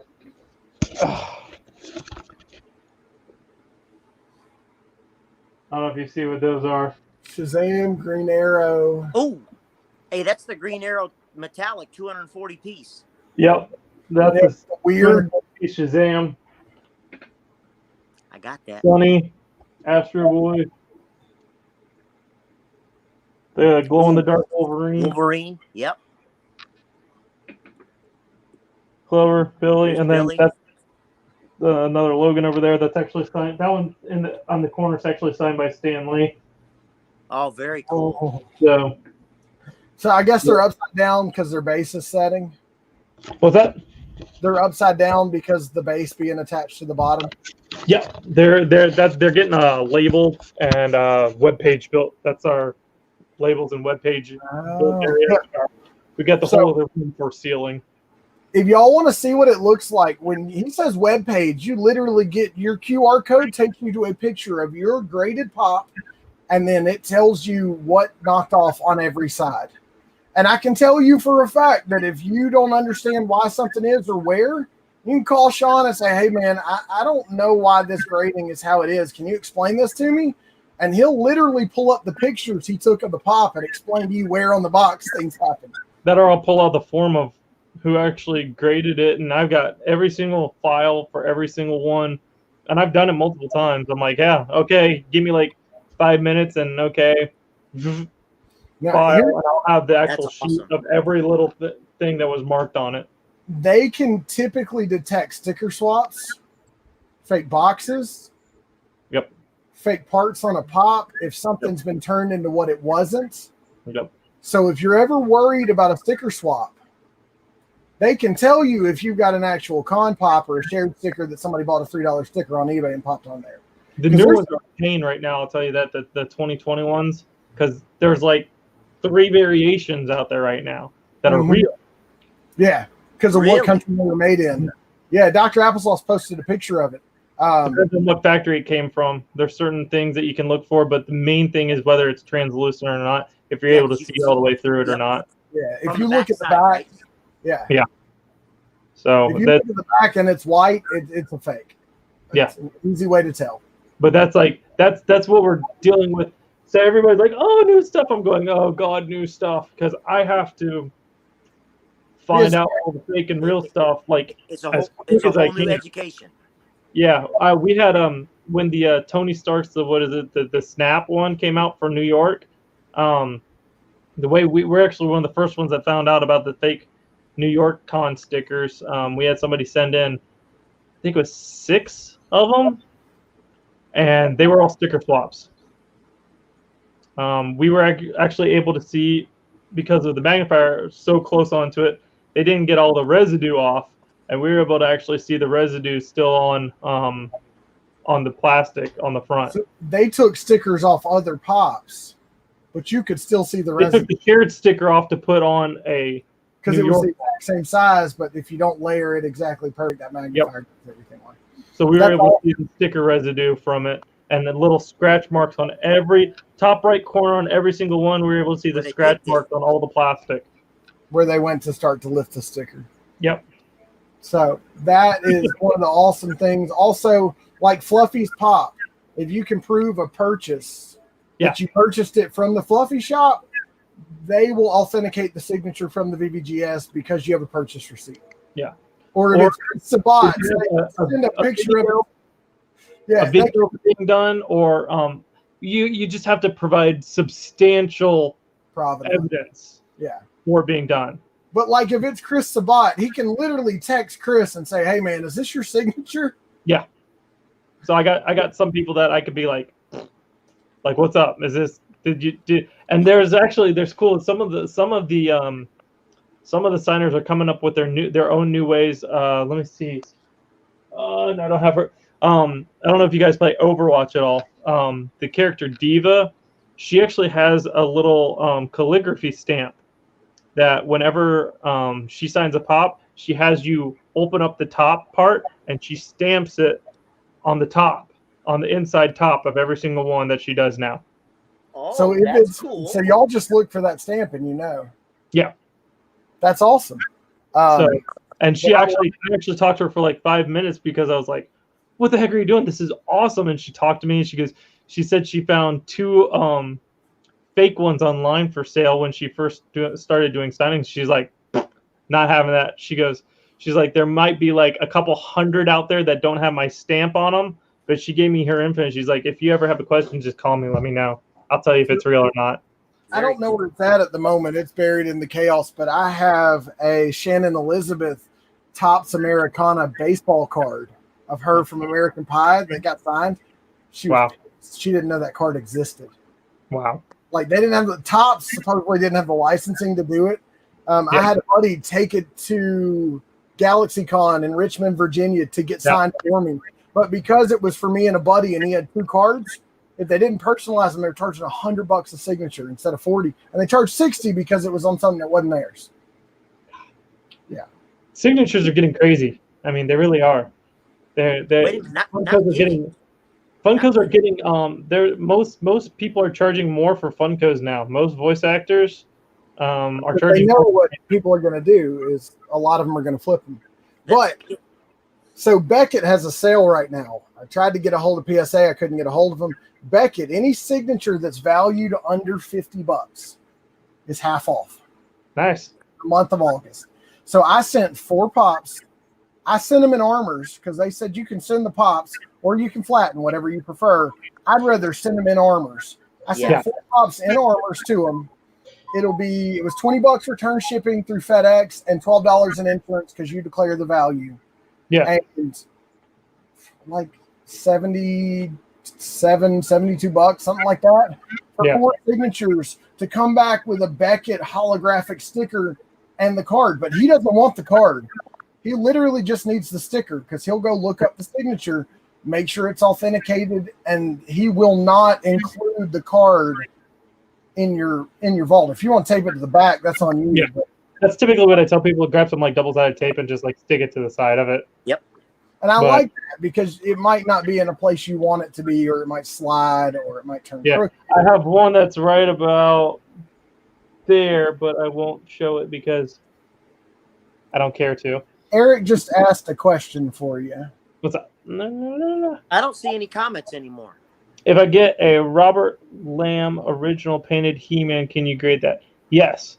Anything that is what is it called? Rework, re-art, gosh, I can't think of the word right now. Remarked. That's the word. Remarked. Such as painted on or anything like that. It does not get taken off unless when they're doing the art or stenciling or whatever, it damages the box. So we have, actually I have an example right here. So there's an artist who's his name is Guy Gilchrist. He does a lot of the he did Muppets. Yeah. And he draws on the boxes. Yeah. Yeah. So, showed a bunch of his pictures. Yeah. I also try to show it in, like, he has like Kermit eyes on here. Yeah. And then signs it on the side. It does not get taken off for that. So as long as it doesn't damage the box physically. So. And even the signatures where they refuse to sign on anything but cardboard, y'all don't knock off for that because it's an actual signature. Now, I do have a Reptar coming back from a friend of ours, Kitty Sam's World. Her daughter is customizing it for us to look like Blucas. Yes. It's coming to get graded and vaulted because that's so that'll be a purple label then. So, and the story behind Blucas, I don't know if I've told you, not only does he have the autism puzzle piece on his foot, but I have a 6-year-old with true regressive autism. He's not as bad as some. He's a little over midway in the road towards the sensory and fear issues that you see. They consider severe autism as life-threatening because kids run away and drown or get hit by cars. That's the number one thing that harms children with autism is running away and drowning or getting hit by cars. It's a real statistic, and it's scary when you look at it. Now, when Lucas was 3 years old, we were at the zoo, and we turned around, and he was gone. Now, it was quickly, we found a zoo attendant. They got on the walkie. They said, he's probably the kid sliding on the slide. We described what he was wearing. They just kept letting him slide and giving him slides because they kept him there until we got there. And he's been a runner ever since. Now, he's stopped running so much because he's got a fear of bugs. But that is a legit fear. And we have the culvert beside us that is a water passageway. Once I had to go look for him. He was hiding behind a chair with a blanket over his head watching his iPad. He didn't respond. My wife and I were panicked. She was crying. We couldn't find him. We found him behind that chair, and she just hugged him and loved on him in tears. Yeah. And said, if I ever call you, answer me. because we thought we were looking over the sides of the culvert to see if he was in the water. And that's why Blucas is so special. He's been fixated on the color blue, and he has more knowledge about dinosaurs than probably any adult I know. Like, can call off names of dinosaurs by pictures that I couldn't pronounce or spell. And it's because he's been fixated on them for so many years. And fixation on something for more than a year is one of the indicators of autism. That's one of the 15 things on the checklist. So blue has always been his color, and dinosaurs, which is why we designed Blucas. Yeah. So that thing holds a special place in my heart. I love that he's on a protector. I don't make any money off protectors when they're bought from Zobi, and literally anything that's paid over goes straight to the Autism Society of Alabama. So I got another thing from Eric. I have Robert painting He-Man for me. It's once afraid to put it in a pop armor because yes. So the big thing with any pop armor or hard stack, the biggest problem when you get stuff painted on the pops is scratching. Biggest problem. So what I always will recommend, as hard as it is, either do a soft protector and I mean, you have to be so careful sometimes with these because there is damaging that happens, and the number of autographed ones I've seen that are smeared or scratched or something happens all the time. If you wanted to get it done, I would say get one of our arcs, and even if you just wanted to put it in by itself without the protector, it would still be okay. We've had stuff come in like that. We've had Guy Gilchrist. We've had some other people that have done some, like, I can't remember. It was a Venom that was done. That was like the entire Venom face on the front of it. And the great thing is yeah, once they're in our thing, it is going to be protected. It's not going to get hit. It's not going to get scratched, and it's going to look awesome. That's the biggest thing that's great about ours. How do you put it in the? What's the best way you recommend people put them in the arc to send them to you? I would say with a soft protector, or like a 0.5 mil protector. The stiffer ones, and when you do it very carefully. Like, do it from. I'm trying to see if I have. I'll use. I don't want to use either of those. It's okay. I'll use the Harley. Actually, hold on. I got some other ones right here. I got a Jim Albert. It's easy enough. So most people don't even realize about the pop stacks. These are tapered. Most people don't realize this. These are tapered from the bottom to the top. So trying to get it out from the top doesn't work as well. You want to go at it from the bottom. So when you take it out from the bottom, is this taped? Probably taped. Is it taped? Yeah, it's taped. Yeah, if you don't tape them, they're going to fall off. Yeah, no, exactly. And that's one of the biggest problems that there is with these things. Crap. I've seen pop stacks scratch boxes so many times too. Yeah. Because there's unfinished edges on the inside of them. You got to be so careful sliding in on the lips of the windows. So with these, open it from the bottom and allow it to slide out. It'll slide out every single time.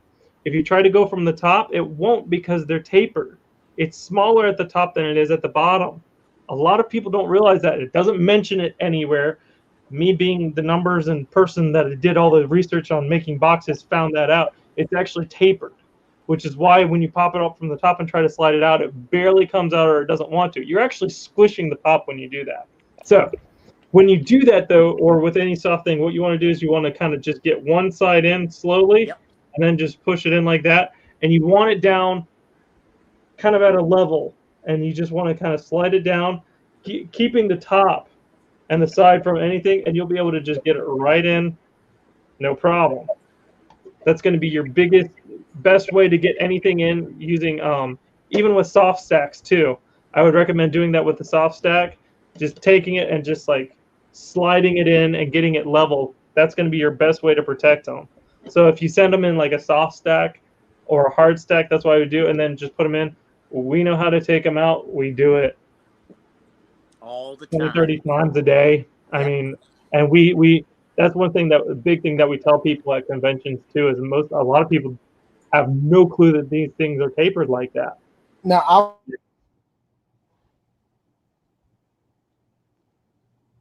Did he? Am I? No, you're good. Okay. He froze. I was like, I'm moving. Yeah, he's frozen. Yeah. Sounds good, Eric. Yeah. We'll figure it out. Jason, somebody needs to thaw you out, brother. Yeah. That's right. It's like, okay. You froze. Yeah. Eric says he froze. But the sad thing is too, he could still see us talking and moving, and he's like, "Wait, what?" Yeah, there it goes. There you go. See, dropped him. He'll come back in a second. Yeah. But no, that's one of the things that we've figured out with a lot of those, and we've gone through gosh knows how many. It's like the soft protectors. The thickest that they'll ever get is 0.5 millimeters, because anything thicker than that, they'll crack. They'll break. Yeah. So we figured that out, because I was thinking about doing like soft protectors for a little bit, but then I'm like, why? That's not my gig. It's not my thing. I don't need it. So I've tried multiple different. Like I said, the only reason I went with the vaulted for my ad icons is Cletus. He's a big advocate for them, and so I'm looking at him, watching them. I watched the videos on how to form them right, and I thought, all right. So I actually emailed him and said, hey, I've got some questions. I don't have anything in protectors right now other than what was sent to me in protectors. Yeah. I bought some Chalice protectors. I like them. I actually like Chalice. Is pretty good. Chalice, $7 a pop are pretty decent. There's one. I don't like the tab on the back of the $7. See, some people don't like that. I actually do, but that's just me. I like it when once it's locked. Yes, but when I'm putting, I feel like I'm pulling the back out and getting it. It kind of makes me crazy. There he is. I'm back. I don't know why. Every once in a while, Charter just drops for like 30 seconds. And I just sit here and wait. That was like 36 minutes ago, dude. Where you been? New phone, who dis? Hey, they have a card game at Walmart called New Phone, who dis? I almost sent you a picture of that. And I was like, if I send him a picture, he's going to be like, why didn't you get that? Well, I almost bought it and mailed it to you. Hey, some of my friends have it. We played it a few weeks ago. It's pretty fun. So, I love what you're doing, Sean. Yeah. Not that I necessarily think a graded pop makes it more valuable than a non-graded pop, but the fact that we protect them to this extent. Like, I never thought I would have Luke and Han as stormtroopers. Like, that would have had to been a waffle win. But now that I have them, I know that they're safe. Yeah. And that's the big thing is like you said, the whole thing, the grading wasn't even the forefront when I started this thing. The main thing that I started this for was to protect everything. And that's how the box was initially created. And it just kind of evolved into the grading, because I could have sworn somebody would have already been doing it. I mean, everything else was being done, but since it wasn't, I kind of just went into it and did it and jumped in and just kind of did it. And it's been great. But the main reason, and at the end of the day, why I wanted to do it was to protect it, because nothing else out there can protect it as well. And there just isn't. And that's the biggest thing, is you want to protect your investments. I sent a Deathstroke off to Beckett to have its signature authenticated. Mm-hmm. But it's got sun damage. Yeah, the box is faded. It really does happen. I don't know how much that's going to hurt grading, but I'm probably going to get it graded just to protect it. No, it all depends on. I mean, there's more pink than orange. That certain, like, each side can only take off like a max amount for each side. Only the front. But the rest of the pop is the right color. He's just a little bit pink in the front. Then see, I had ones.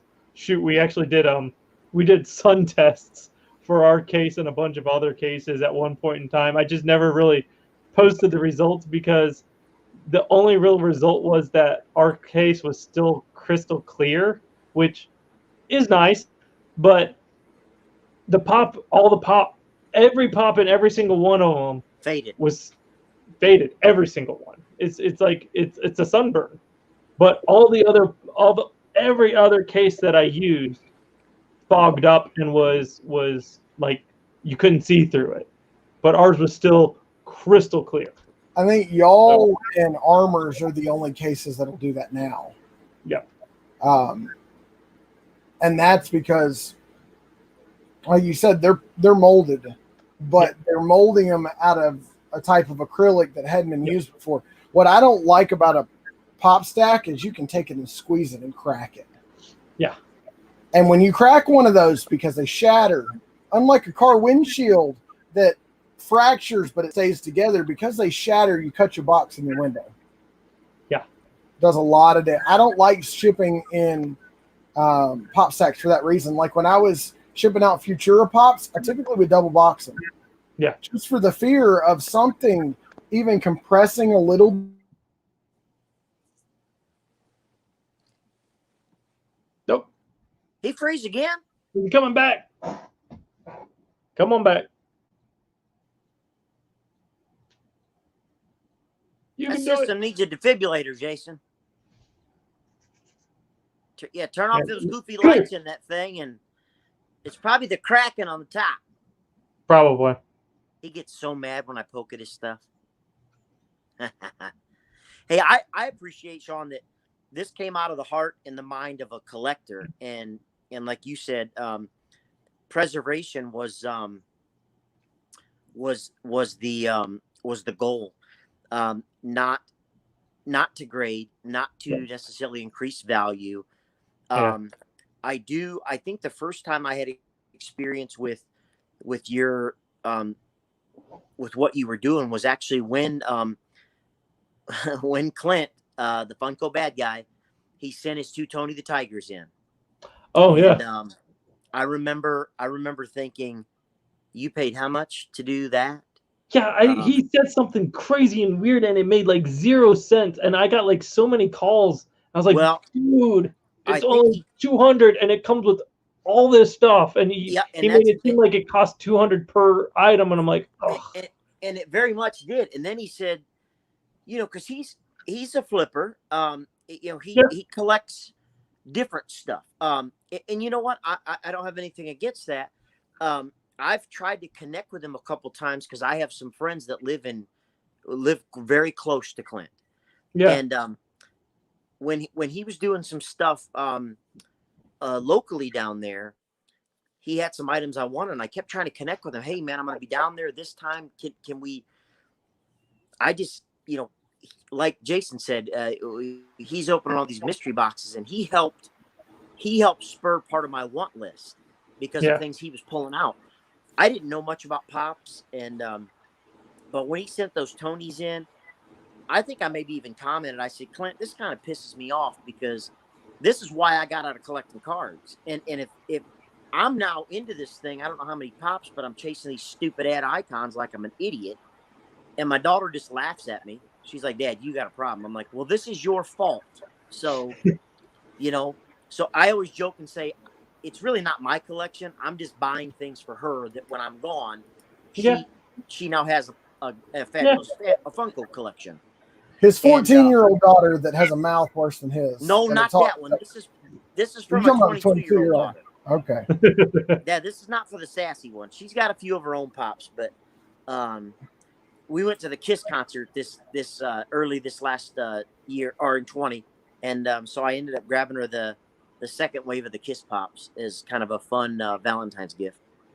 But when he got those Tonys, and I said, this kind of pisses me off, Clint, so I got a card, blah, blah, blah. I said, but you know what? I will say one thing.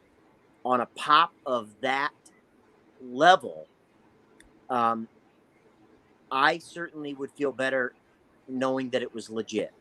And I knew that you offered that, and then that's when Whatnot was first starting up. And I, if I'm going to outright purchase a pop that's that much or higher, I need to know that it's real, because I don't want to react accordingly if it's not real.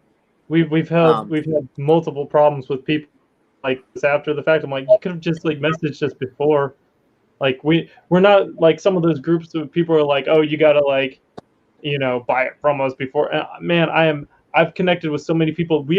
There's a group of people that we're trying to get some type of something together to help people out, because it is such a problem.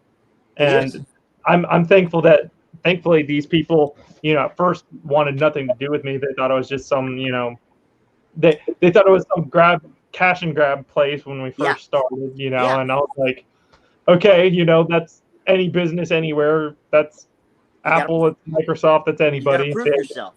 Yeah. And we went through, man, I'll tell you, the first year was hell. It really was. It mentally beat me up and made me ask if I really wanted to keep doing this. I got hate letters. I got just everything. Jason and I talked about it's. I mean, let's be honest. Where are we at here? Let me find one that's got a big. Oh, there. This is. I'm living that right now as I encroach in other people's space. But right here, the first three letters, fun. FUN. If this is not, I mean, give me a break. It's a damn toy, a collectible. My friends call them dolls, and I get riled up about it. But let's, in the grand scheme of things, come on, man. And we're attacking people. We're name calling. We're bullying. I'm like, listen. Not here though. Not here. Exactly. Right. Not here. And that's the thing. It's got to be positive, man, or I'm done. I'll go back to just holding down the couch and flipping through channels. No, see, the big thing, like I tell people too, I'm like, look, people that have been doing this long enough know the cycle. It's the same with every single convention release. Like just now, you got the people that are like, oh, I'm out. I'm like, look, if you listen to the people that have been doing this, like us, I tell people, I'm like, look, if there's something you want, wait. Play the long game.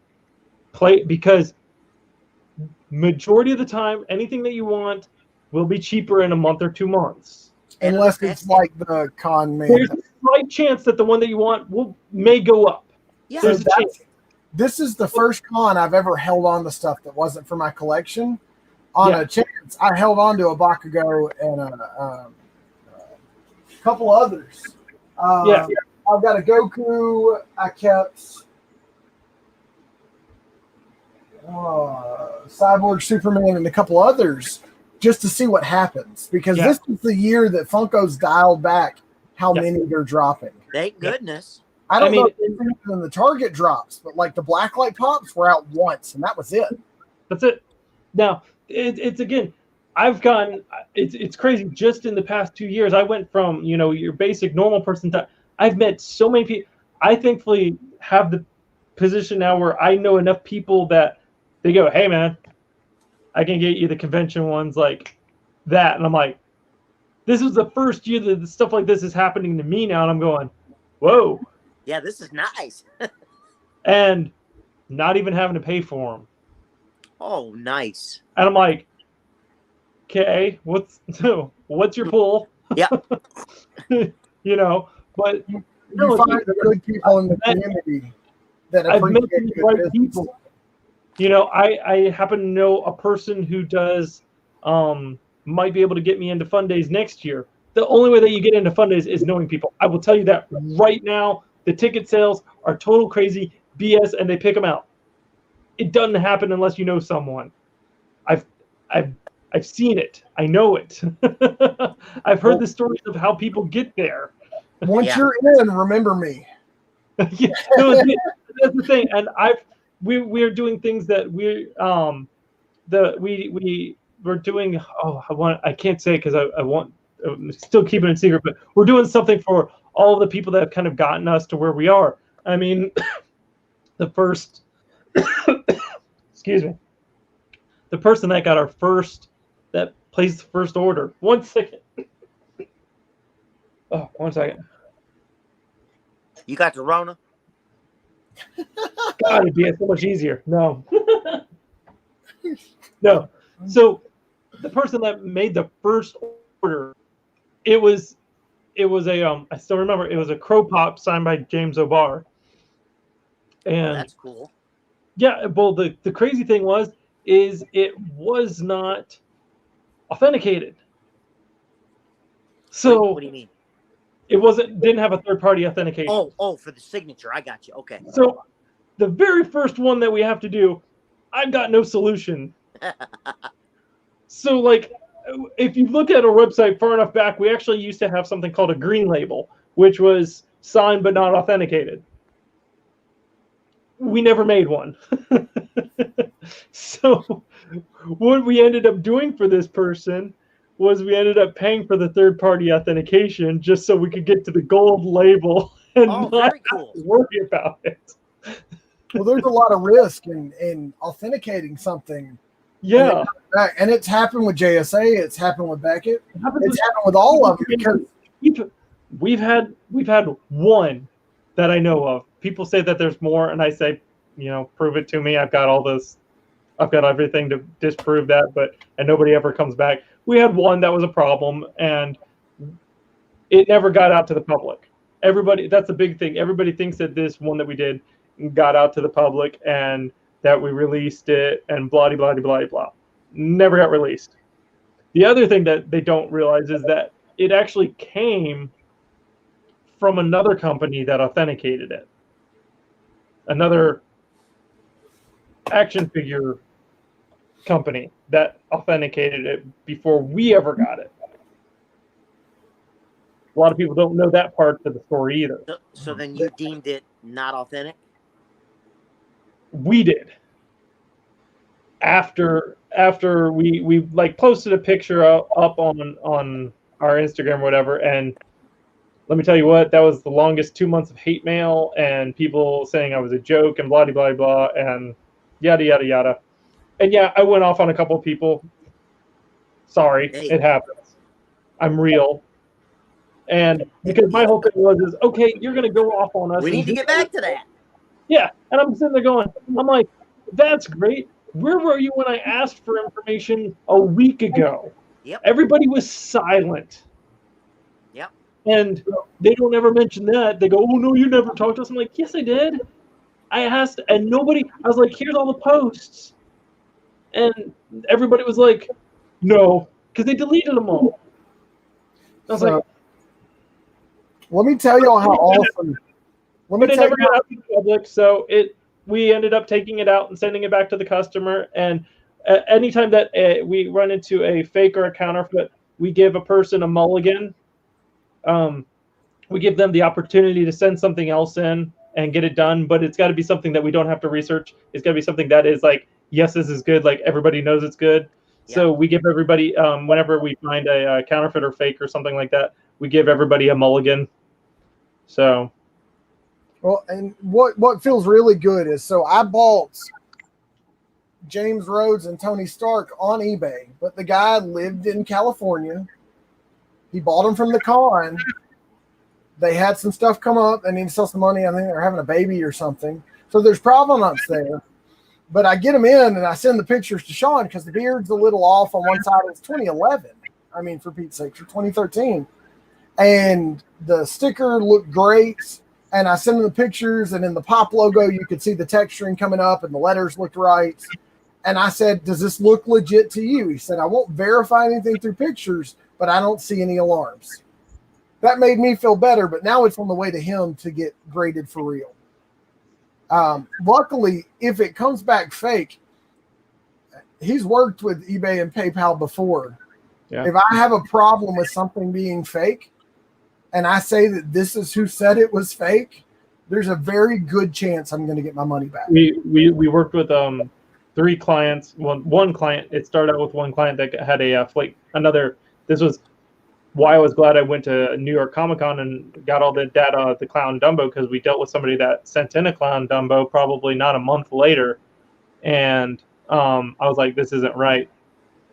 And I told the guy, I was like, hey, man, sorry. Like, I don't know what you spent on this. That's huge money, too. But, we ended up saving the guy. I think it was like almost $9,000. And this was 3 months after he bought it on eBay. We sent a letter to eBay and to PayPal with our letterhead and told them he got his money back. The person he bought it from got his money back. The person he bought it from got his money back. All the way to the person in China that ended up calling me from China and saying, who the fuck are you, saying that our stuff is fake. And I said, well, it is, isn't it? And they hung up on me. Oops. To which now that account has been deactivated. So wow. Funny story. I found a website. People are some of our best clients now. I found a website that was selling the Lego set I wanted, which is Kylo Ren's his transport ship. And it was $68. And I'm like, well, it's going through PayPal checkout, so I've got buyer protection. I'm going to try. So a week goes by, I'd gotten tracking, and I didn't get it. So I went back looking, and I found the tracking number in PayPal. It was delivered 2 days before I purchased it. So I immediately contacted PayPal Resolution, and I sent them the email. I said, look at the tracking. I bought this on the 29th. It says it was delivered on the 27th. This is fake tracking data. I don't know how they got it, but it's not real. And I have doorbell camera footage to show when packages are delivered. I can back that up. Yeah. So PayPal said, we take stuff like this seriously, blah, blah, blah, blah, blah. They have so many days to respond. If we find out, in fact, that they didn't send any product, you're going to get a full refund, and we're no longer going to do business with them. But the reason I bought it is because PayPal checkout was there, so I had my protection. Exactly, and that was the great thing about that was even months after the fact of all of this happening, all 3 people got their money back, that's awesome. Yeah. That's super cool. But without somebody that's legitimate in the business to say beyond a shadow of a doubt this is fake, it's very hard to prove your claim.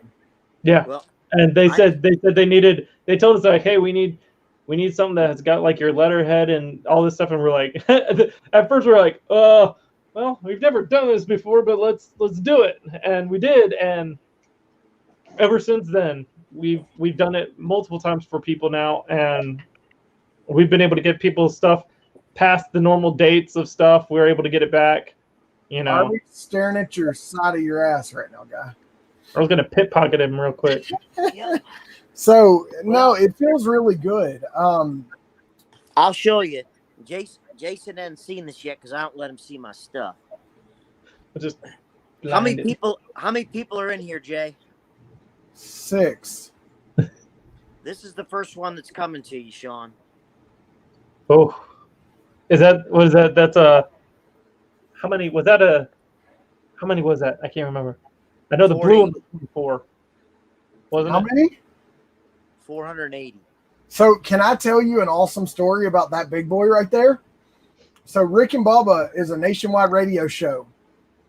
They're outside of Birmingham, Alabama, in Vestavia. They're like in one of the suburbs of Birmingham. So a long time ago, they opened Rick and Bubba's Big Boy restaurant, and they got the OG Big Boy, like 5-foot tall statue that sat on top of the building, and that was on top of their failed restaurant. So it went away. There is a Ford commercial, I think it is, where you see a truck with a trailer going down the interstate with a Big Boy on the back of it. Holding the Big Boy. That was being delivered back to their studio. Now, every day before the show starts, they wheel him out there, and he sits in the lobby to greet everybody as they're coming in to watch the live show. Nice. They've got one of the OG Big Boys that sits on the building because it's Rick and Bubba, the 2 sexiest fat men alive. That's their tagline. And they're proud of being biggins. So Big Boy's cool. I have a Big Boy pop, but nothing like that. But I'm not a hardcore icon guy either where I would try to take that from you. But I do have the Winter Soldier glow-in-the-dark Captain America getting here sometime between Tuesday and next week. I think the rarest one that we've ever done like I said, we did 2 Clockworks, but those were the common ones. But and people go, like your face like right now. I was like, whatever. Those were like employee only, like they should have never got out. Correct. and they're all signed and numbered by Brian Mariotti. Oh, But the ones that it was slightly less because those still were 12 each. We had an Edgar Martinez 1 of 11 come through. Now, not only that, it was a baseball. Yeah. Well, look, I love baseball, but yeah, that wasn't one that was from Safeco. No. Now, this was the 1 of 11, the super rare one. But to top it off, I was going to Nationals that year in Chicago. Yeah, you can see where this is going. I know exactly where it's going. And I told the client, I was like, "Hey, I'm going to Nationals in like a week. He's gonna be there. He's gonna be there." And they, no joke, like after I said that, probably within like 30 seconds, my PayPal dinged and there was, we'll say, money there. And I was like, "Okay, I guess you saw where I was going with that." Yep. So I went there, and I actually happened to go back to the green room where he was with it. Not only was it signed by him, it was actually double signed because he tried on the box first and it didn't work. So it's actually a double signature on it. But also recorded him saying that this is the first one that he's ever signed. So talk about some provenance. Wow. That one, I don't even know what that's worth or going for, and it's worth whatever somebody's going to pay at an auction for. Well, I'll tell you this, that 1 of 20 or that 24-piece Gold King Griffey Jr. is about $4,600. We've done 2 of those, and that's the thing. That's not what it's worth. I mean, that's somebody that went like he loses its provenance above $500. Yeah, they went. That's about right. No, it's no. We've done a couple of the common ones signed by Griffey. I've done, I think, 2 of the 24 ones, and that was before our platinum label kind of even existed. So when you get a chance to be big enough that you can get me a Robert Downey Jr. signature, man, the guy never signs. He doesn't sign. He doesn't do cons. I've had probably a dozen fake ones come in. We've never had a real one come in. But why? He's Robert Downey Jr. What do you expect? He doesn't need the money. No. And he's a prick in real life, anyways. Yeah, I mean he's got his moments, but yeah, no, we've had some interesting signature ones. We've had some Keanu Reeves come in, which are pretty cool. But he's a nice guy. He'll sign. Oh, I've heard amazing things about him. Yeah. We've had Keanu Reeves. We've had Al Pacino. We had an Al Pacino Godfather one come in. Charlie Sheen just signed a bunch of the Wild Things. Yeah. And Dark Parlor dropped them today, the regular for $200 and the chase for $250. Signed by Charlie Sheen. We did a Hulk Hogan by Dark Parlor. They posted that up on their page once too. They showed it and everything. Love to have Chris Evans. What's that? I grew up a Hulkamaniac. Yeah. Okay, hold on. Don't do it. I'll leave the video. Don't. He's showing you cool stuff. He's showing you where you could be one day. You just got to find something unique and do it. You shut up, Jason. Dang. Now, I've seen more than one of that Walmart pop signed. Yeah, we also had a couple of them come through. He did a signing, and you can see that there. He did a signing where he did a lot of Dark Parlor, did a lot of the Walmart ones. We've had a couple of those come through recently because of that signing that they did. So I know you're working with some of the anime voice actors now. Are you into any of the other areas, sports, actors yet? We're trying to spread out. Voice acting is kind of where we're doing it because I'm kind of might be doing some voice acting soon too. What? Yeah, when you hang out with them enough, they finally, kind of get you into their circle a little bit. That's pretty cool, man. So if you can text Chris Sabat, you're pretty much in. Well, when I saw him for this past signing, I talked to him and he's like, "Yeah, we got to get an audition ready for you at some point because you've been around enough, and I know that you can, we've gone out drinking with a bunch of the other voice actors and we mess around. Being around them is funny as hell, especially when they're drinking because you get to see your voice. The people say stuff that they never really say. In the voice of the character. In the voice of the characters, and when you're at a bar, it was in Minneapolis before all the craziness back in GalaxyCon. Yeah, so I was there, and this is how I actually got to meet some of them. I think it was like my second or third con with them, so I was able to like go to the bar and drink with a bunch of them. And they knew who I was, and we just went crazy. And you've got the voice of Naruto there saying stuff. You've got half of My Hero. You've got Dragon Ball Z people. Everybody, once they start drinking, it's like a battle royal of all of your favorite anime characters just making fun of each other. Somebody's powering up and somebody's whatevered and. No. Oh yeah. I would like to get Peter Cullen just to have a conversation with me as Optimus Prime. He's awesome. Yeah. That would be that's on my.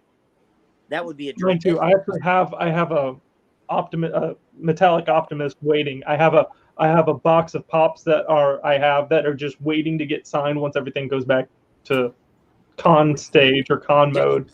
The only pop I have signed is Daniel Rudiger, and I'm a huge Notre Dame fan, and the kids and I, my two youngest, we went and met him, and he was incredible. And I had him sign the Rudy Pop. And actually, the first time I saw it, it was on campus at the bookstore, so I grabbed it. So it's got the Notre Dame bookstore sticker on it. I just love it, Nice. And I had him sign it in a gold pen, which I always call them their handlers.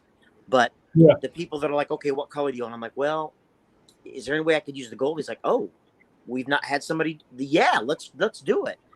He was cool. He took pictures with us. Great guy. But my kids laugh at me. My daughter, who again caused this issue. Phenomenon. I Go really ahead. want to get Guy Fieri signed. Right. I love that dude. There's so many random ones that whenever I go to a convention, I always try to pick out kind of the people that I feel. Because what I try to do at conventions with what I do is I bring two of each. I bring one for myself and then another for that actor. And I'm like, hey, look, this is what I do. Would you be willing to sign one for me? And if you sign one for you, and I'll send it back to you. Oh, like vaulted, like graded? Yeah. Oh, that's cool. Yeah. I'm gonna have to get with you next time Ace rolls around. Yeah, I'm gonna be sending some stuff with you to Ace next time it rolls around. No, Ace is anybody at Ace impossible. Been there, done there, possible. Doesn't work. Doesn't work. It doesn't. And Ace is all show. What's Ace? and the convention Ace Comic Con. They typically have like 5 or 6 A-listers like Chris Evans. But that's it. That's all they have. Their lines are like you're in line all day. Yeah. And the actual convention itself sucks. I've been there. It's small. And it's not. And 6 people. If you want a good con, go to the Galaxy Cons. The Galaxy Cons have got like 60 to 80 signers. So Yondu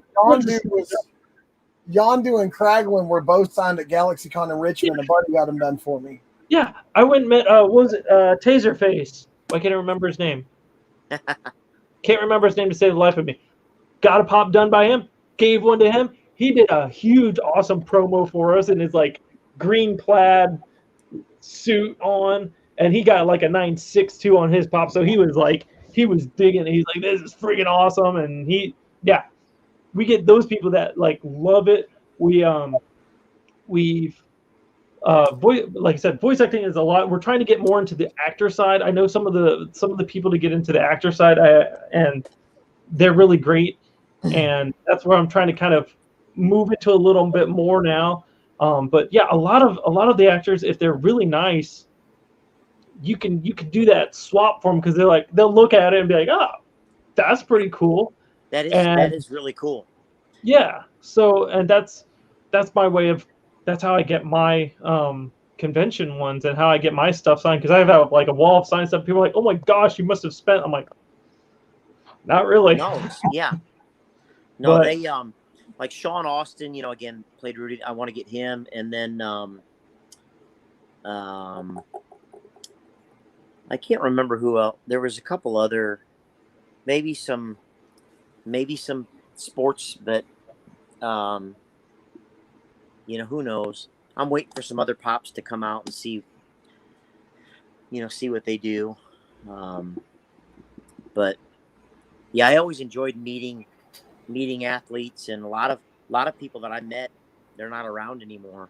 And see, and I regret not meeting some people. Like, I never got to meet Stanley, which just sucks. I didn't do that, but I met. I'm a huge Cardinals fan, so I've met Stan Musial, and I was born and raised a Red Sox fan, so we'll be popping, and I talk sometimes, and Ted Williams, but that's when I was big into autographs, and the pops are just fun for me. So the pops are like the new thing to get signed. Yeah, they really are moving towards that. So when you go on Beckett and put your order sheet in, Funko Pop is one of the options you pick now. They got a lot of weird. Yeah, but you know what? I noticed. Like I grew up a Bo Jackson fan. He won't sign pops. Does he have one somewhere? And it says will not sign pops. No. Does he have one? Yeah, in his Raiders uniform. Oh, you want to know? I'll tell you what it is. I know exactly what it is. I've heard this before. That was probably one of the first ones that they did, and they didn't pay him for likeness rights. Oh. There was Sid Haig from was it House of a Thousand Corpses, and Devil's Rejects. He was also one of those people because they got Captain Spaulding. It wasn't Sid Haig, so it was like this little like technicality BS. Yep. And for a long time, Sid didn't sign any of the Captain Spaulding pops. He actually, I think, ended. I don't know if he sued or it was like in negotiations because Captain Spaulding was his IP, his own intellectual property that he made. It wasn't just a character. Yeah. So he ended up finally, I guess he won or something like that. And then closer to before he passed, he started signing them. And I actually happened to have one signed by him. Wow. But his signature is like that big. It's like really small. It's just SIG, really small. Yep. But no, that was some of the problems when they first started. Was they weren't paying for likeness rights, but for all intents and purposes, now like if it's a character, they're paying the studios for the characters. They're not like if it's because I've heard some stuff like that's also why they charge more for pops because they never got paid for it. So they're like, oh yeah, for $10 more because I didn't get paid for it, so I'm going to get an extra $10. And I'm going to scoop it up now. Like if I was Bo Jackson and that was my deal, I'd be like, yeah, I'll sign your pop for $100 more. Yeah. Well, but he also won't do that. Yeah. Remember when he was in the football pads and he had the bat behind his shoulders? He won't sign that either.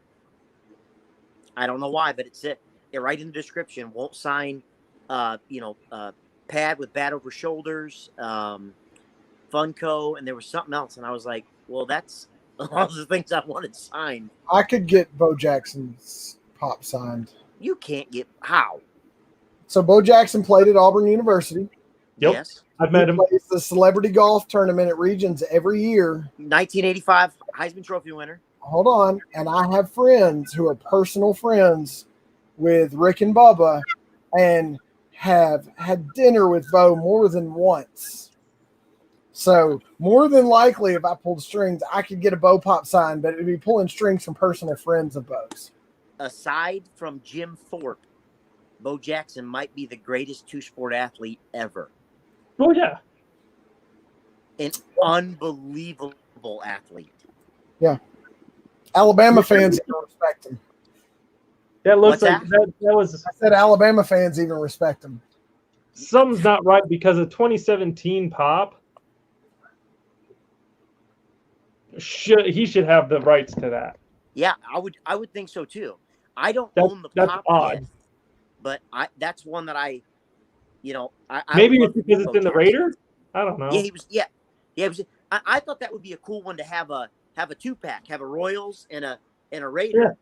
Yeah. I don't want the White Sox version of him. I mean, sorry, but I want the Raiders and the Royals. Yeah. So yeah. So I have not only his Raiders pop, but I also have his Cowboys pop. That's Amari Cooper. And I don't need to go get a COA because I know his signature. Yeah. I also have this one over here that I did not send off. You gonna show him that doormat that you're talking about all the time? Because why pay an extra doormat bit of money when you know Nick Saban's signature is clear as the day of one when you're an Alabama fan? But look at that. That's Big Al signed by Nick Saban. I've also got a Jalen Waddle signed pop. Tyrant. War Eagle. Yep. I'll pay you for a ring, but you ain't going to be able to read it. Hey, Tommy Tuberville for Senate. I'm all for it. Yeah. Can you at least give me the fact that Auburn doesn't have a pop and Alabama does? I'll tell you why. See, these are the things I learned. The reason that it all comes down to those mascots are all licensed by the university. You will never see a Purdue one. The Boilermaker, they don't give out the Boilermaker for anything. I couldn't believe they did Notre Dame. Outside of Texas, I loved it. Alabama makes more off licensing and merchandising than any other university. It's either Texas, I think it's Texas A&M. OSU makes a lot too. Yeah. Oklahoma State, they do now. Ohio State. But Alabama got in the game. I graduated from licensing. Half of my degree, part of my degree was from Auburn. The other part was from Ohio State. So my brother graduated from Ohio State. Alabama did. It doesn't matter if you make a 4-piece run of something. If it gets any popularity and you don't have the rights from the Collegiate Association to do that, they will sue you for everything you have. You'll have every single collegiate thing will have a different collegiate sticker from that place on it. Yeah. Every single one. But Alabama was one of the universities that started the licensing. Yep. That got it going, and that a lot of their money comes from it. Yeah. I bought a master case of Buckeye ones to give out to people here and there, and I sign them. Oh, that's cool. I didn't realize the Notre Dame has a QR code right on the front of it. Every single one of them. Yep. It's official licensing. Yeah. That's pretty cool. So, people give me crap all the time because I wear Under Armour because Alabama's a Nike college.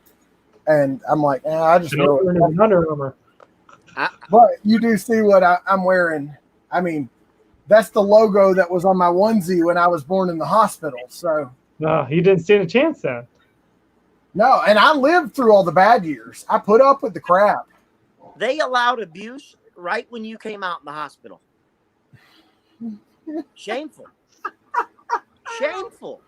Treat the gun that Johnny got. Did it burn your hands when you made that gun for Johnny? That's why he doesn't have fingerprints. Y'all are terrible. More national championships than any other collegiate football team ever. How'd you do last year against Auburn? Follow what? The money. How'd you do last year against Auburn? We're not talking about last year. How'd you do the year before that against Auburn? Let's talk about Joe Burrow. How'd you do the last time against Ohio State? I'm not talking about that either. But I'm still with them. Alabama fan, and I do this all the time. And she's like, well, they haven't played. I was like, the last person who won gets to brag. I go, but we are facing you in 2025 and 2026 back-to-back in the regular season. Yeah. So Alabama just announced that this season is a all SEC season. Yep. They're talking about Notre Dame being all ACC and potentially being able to play for an ACC championship.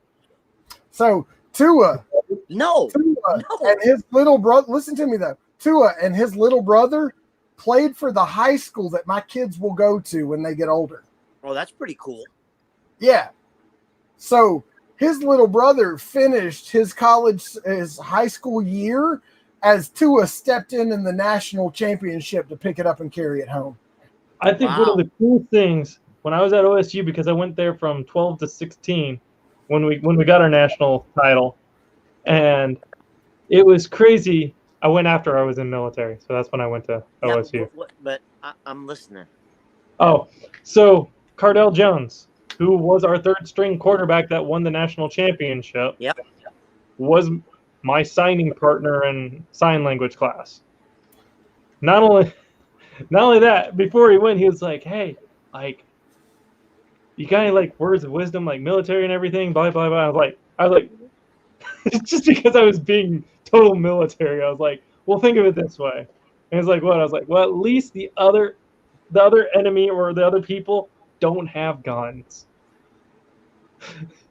He's like, "That's kind of deep." Yeah, that's kind of deep. What's the worst that's gonna happen to you? You get tackled. Yeah.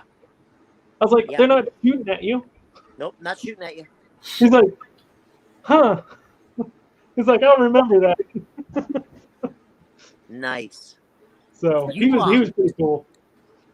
Maurice Claret was there before you, right? Yeah. Okay. That's funny, Eric. Yeah, that doesn't happen with Saban anymore, just so you know. He is a tyrant when it comes to following the rules. An absolute tyrant. And they don't need it. Their football program puts more than $20 million into the general education fund for the school every year just based on ticket sales and apparel. They ought to put it into adult education for former players. Do you know how many All-Americans they had last year? How many? Do you know how many millionaires Enron made before they realized it was a pyramid scheme and crumbled? They got people taking tests for those ball players. Maybe for some of them, but you also have a lot of guys that are playing ball and still have a 4.0 GPA and end up being Rhodes Scholars. In what? All that stupid crap. Do I? In criminology? Yeah.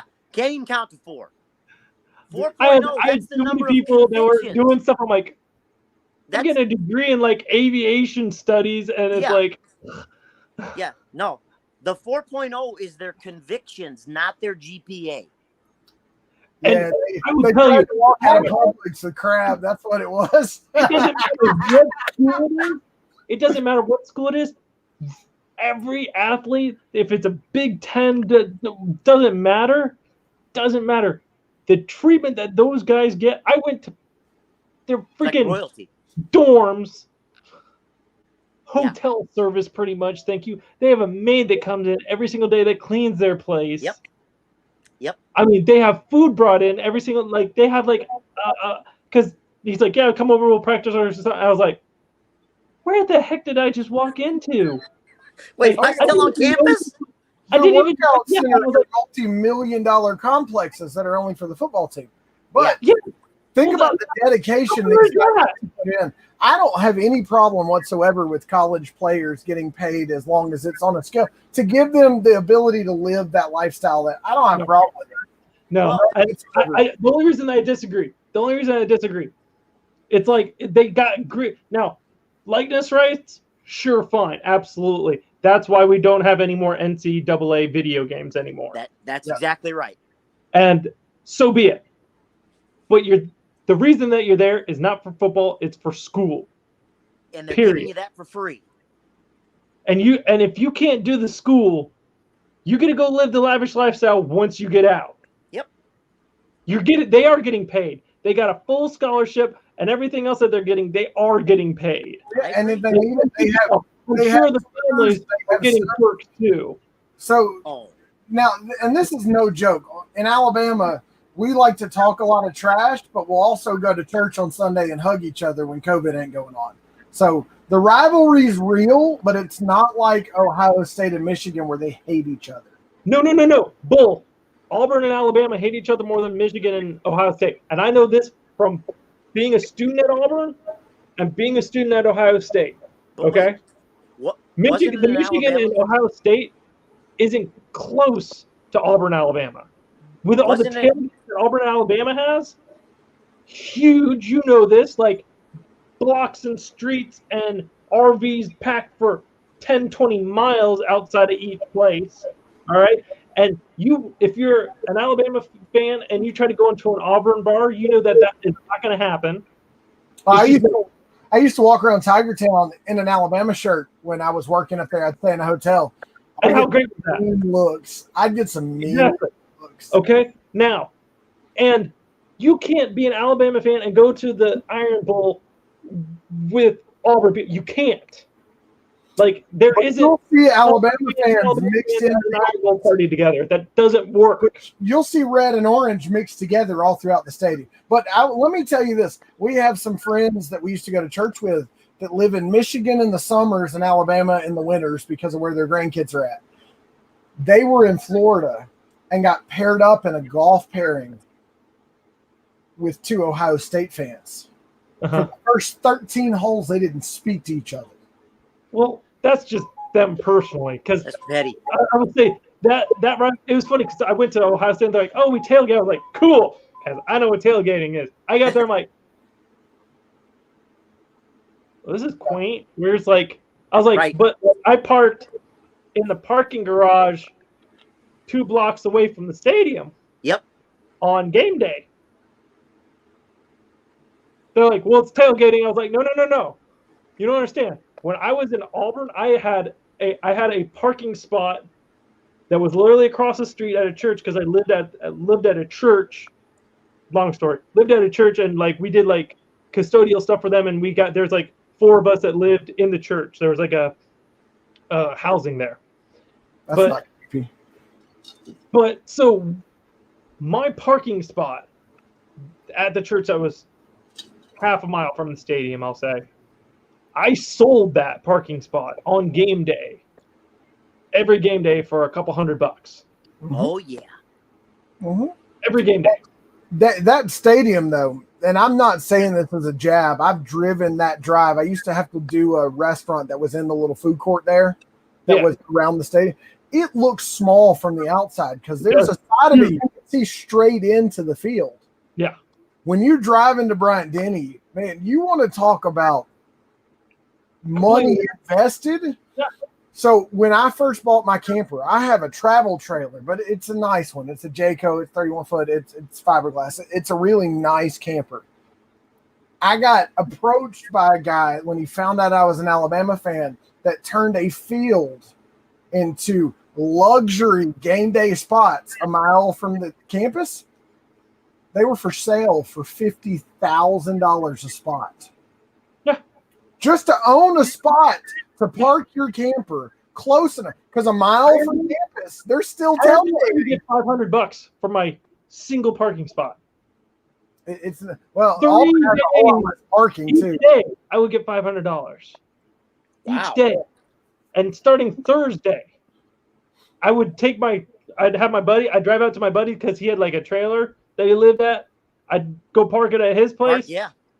And he'd bring me in. And then Friday, like as soon as classes are done, I'm out at his place because I didn't stay downtown. I was like, can't move. I was like, I mean, and we had tickets to the games and stuff like that, but man, it was crazy. I mean, I did it like once. I was like, okay, this is crazy. Like crazy. Yeah, I don't go to football games. I don't like the crowds. But what was the famous tree at Auburn? Tumors Corner. Yep. Tumors Corner, yeah. That an Alabama fan destroyed. Salted it. Yep. He's dead now. Yeah. Recently, wasn't it? Yeah. Yeah. Is that right? It. Yeah. He went to jail for it. He was old.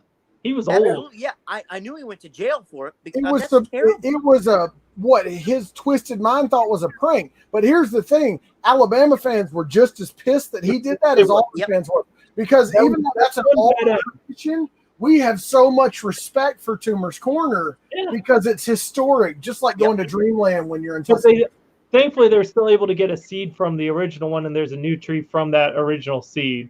So, that's good. Yeah, I mean, it's a small tree, though, I think. It will grow back into what Tumors Corner was. And it's a beautiful corner. And you didn't know, don't get the lemonade. It's way too expensive. Dude, tornado ripped through Tuscaloosa was an absolute tragedy, but they've rebuilt a lot of downtown into beautiful modern structures. A lot of your shopping centers got destroyed. Yeah. And as tragic as it was, they rebuilt amazingly. Yeah.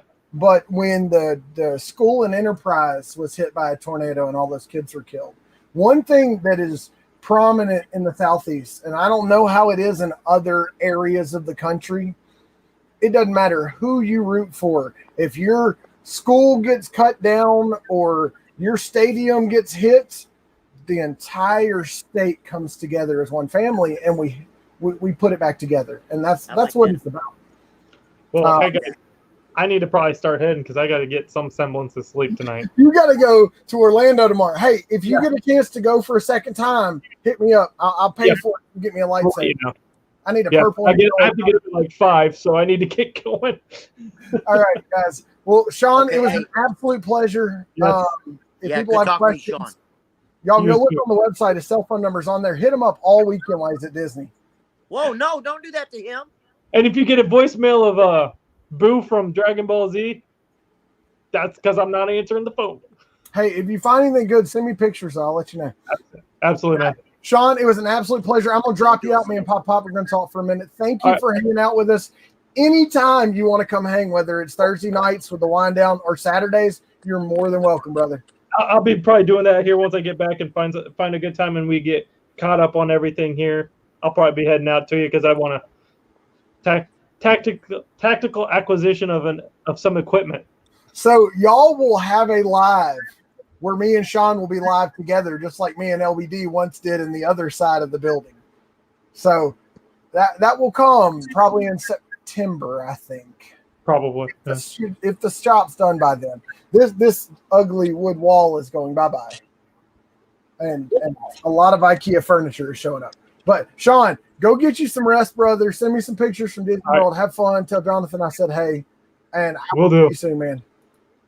All right, guys. Peace, John. So wait, don't. Oh, you're saying bye to him. I was about to say, don't drop out on us. He's still sitting in the back room. He's watching us, just creeping. Guys, I hope y'all had fun tonight.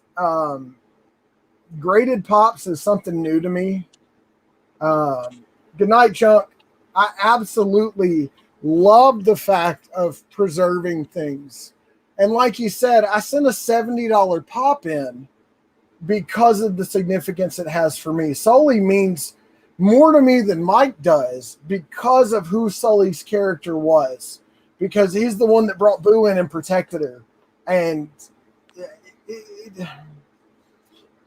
I can't explain the bond that I have with that movie and my little brother, who's now 18 years old and will never live a life as an adult on his own. He might live in a community that assists, but that is something that I could still go turn on the TV and we're both going to sit right there and just watch.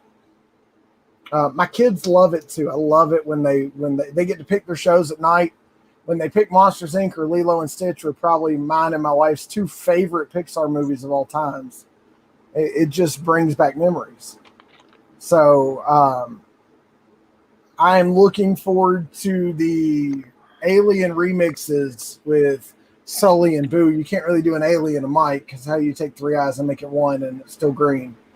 It doesn't do much for you. But as you've seen, I've got Mike up there. I've got Boo somewhere. She fell. Until I get shelves up, they don't really stand very well. But when I can find stuff of theirs, I buy it. I've got some of the remix Aliens, the Pixar ones, on the way in the old shuttle packages. But when I found 2 Sullys, I had to get one for Lucas too because he had to have one.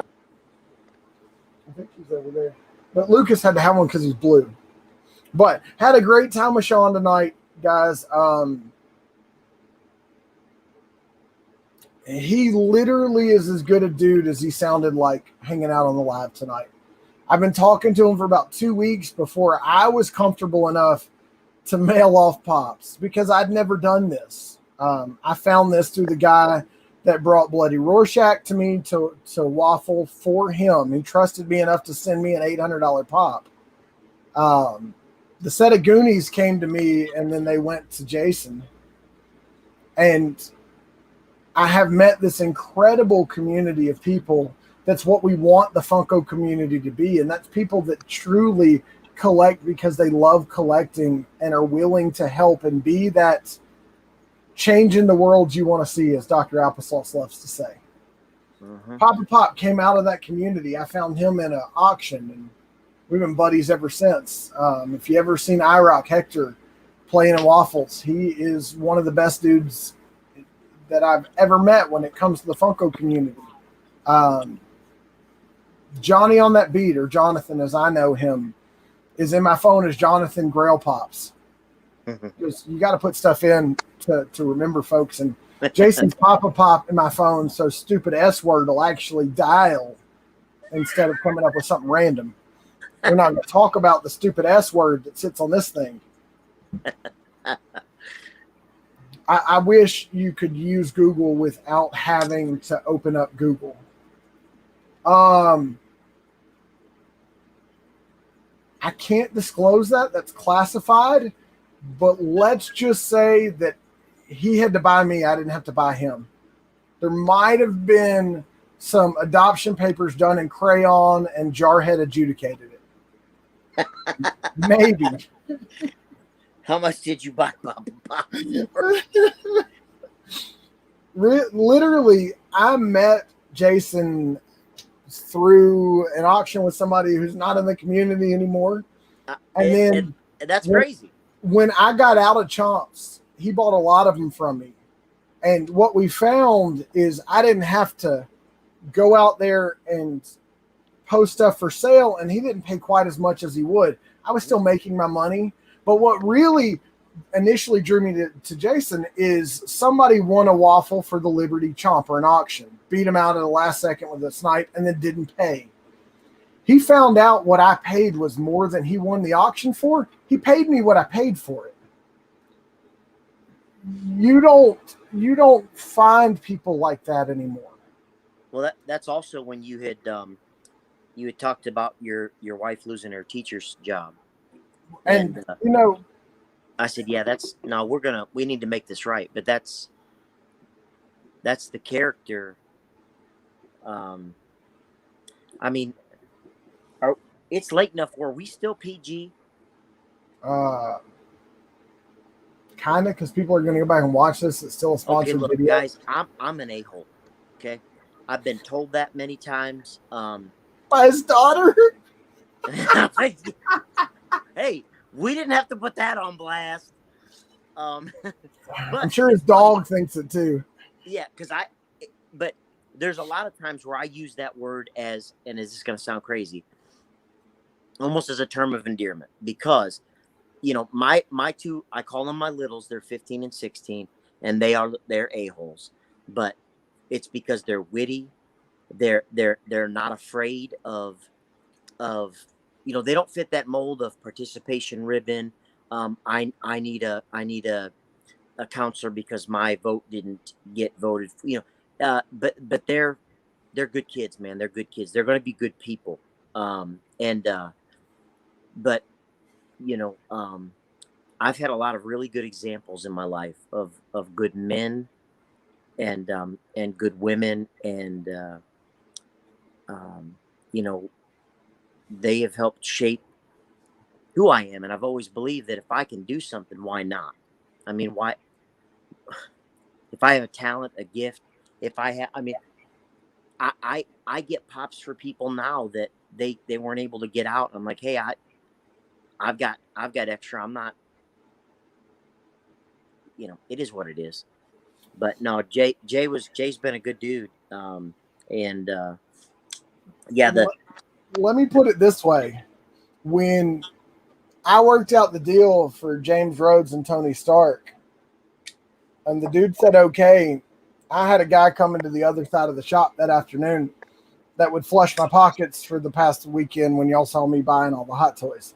I called up Jason. I said, hey, man, can you drop so much into PayPal and I'll shoot it back to you this afternoon? He said, what happens if it doesn't go? I said, I'll put this up for Waffle immediately. He said, done. Sent me the money. Glow-in-the-dark Captain America Winter Soldier should be here in the next Probably Monday or Tuesday, if not. I No, it's checked. here before the end of the weekend. Well, I checked because it really should have been there because it was 2-day priority, but it said that there was a delay in ship. Like it literally took 3 days to get from where I am to Indianapolis, and that's about 2.5 hours away. But then it got to Indianapolis. It should have been on its way. So when's it going to be here? Tomorrow or Saturday or what? All it said was currently in transit, but yeah.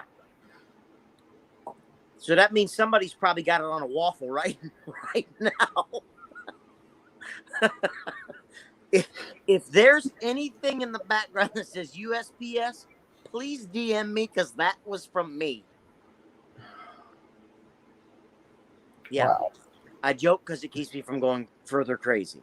Well, like I rock all his SDCC pops he got me to pick up for him, which he financed a lot of the trip to go pick up everything we did for the auction that night. I sold him my blue chrome Vader, which has now jumped another $100 in PPG.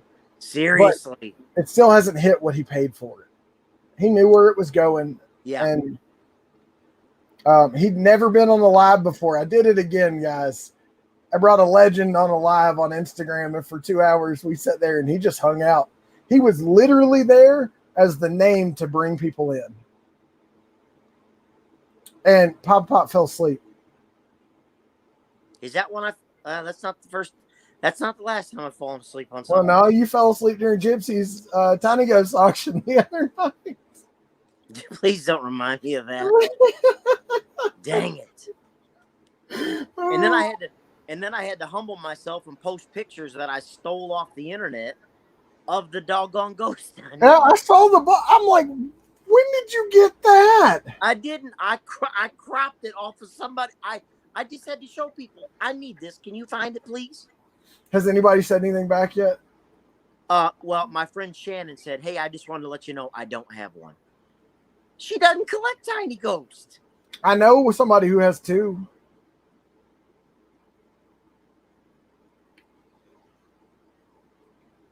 The Gypsy Queen was one of them. They have a couple sets. I mean, yeah, she's got a legit collection though. I mean, her and her husband are collectors. And they're super nice people though. You said you were going to bed. Their display is super cool. Oh wait, yeah, Chunk, you said good night, fellas. I should be going to bed. How you say you're gonna say good night, turn off the light, get tucked into bed, and then say you feel ignored. Whoa, remember, I don't want to have to go back and trim a video. Oh, my love language is words of affirmation. I appreciate you, Chunk. You always make me smile, buddy, especially when you do this. I do this wrong. Shit. Poke that. Forget it. Gotta be the other direct. Yeah, it's always. I don't know what I'm doing. He does something with the dinosaur. He tickles his pickle. Whoa! I thought you said PG, dude. I couldn't say a-hole. Pickle is PG. No, it wasn't. You can cuss in PG. These kids are not stupid. They know what you said, Uncle Joe. That's still PG. No, Uncle Joe, it wasn't. Creepy uncle. You can't do that though. We don't do politics on here. Oh wait, who was referencing politics? I'm not smelling any kids' hair.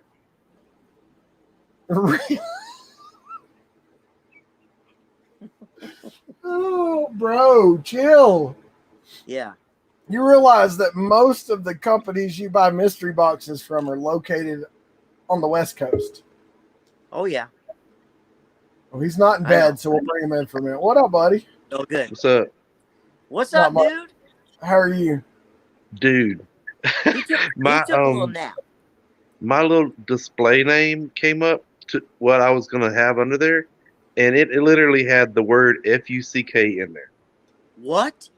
I was like, what? Oh, that was from when we did the backstage the other night, and I changed your name right before you got home. So, guys, with all the drama that was going on, there was one night you didn't see us. I was having a bad day, and a group of us literally hung out backstage and just cheered each other. Jarhead was having a bad day, too. Oh, that was what you never noticed it. No, not till now. Hey, I didn't notice mine that one night either till Christina said something about it. Well, Jarhead was like Crayon Eater. Mm. I don't know. I do all kinds of weird stuff sometimes. How do y'all like the display wall up there? You can actually see some of the pops. And watch this. So I can put this. Let's hope it doesn't crash everything. I changed it out of it because everybody has to be able to support it. What do you But mean? I have the option on StreamYard now to be in 1080. So Chunk just cleared up. You just cleared up.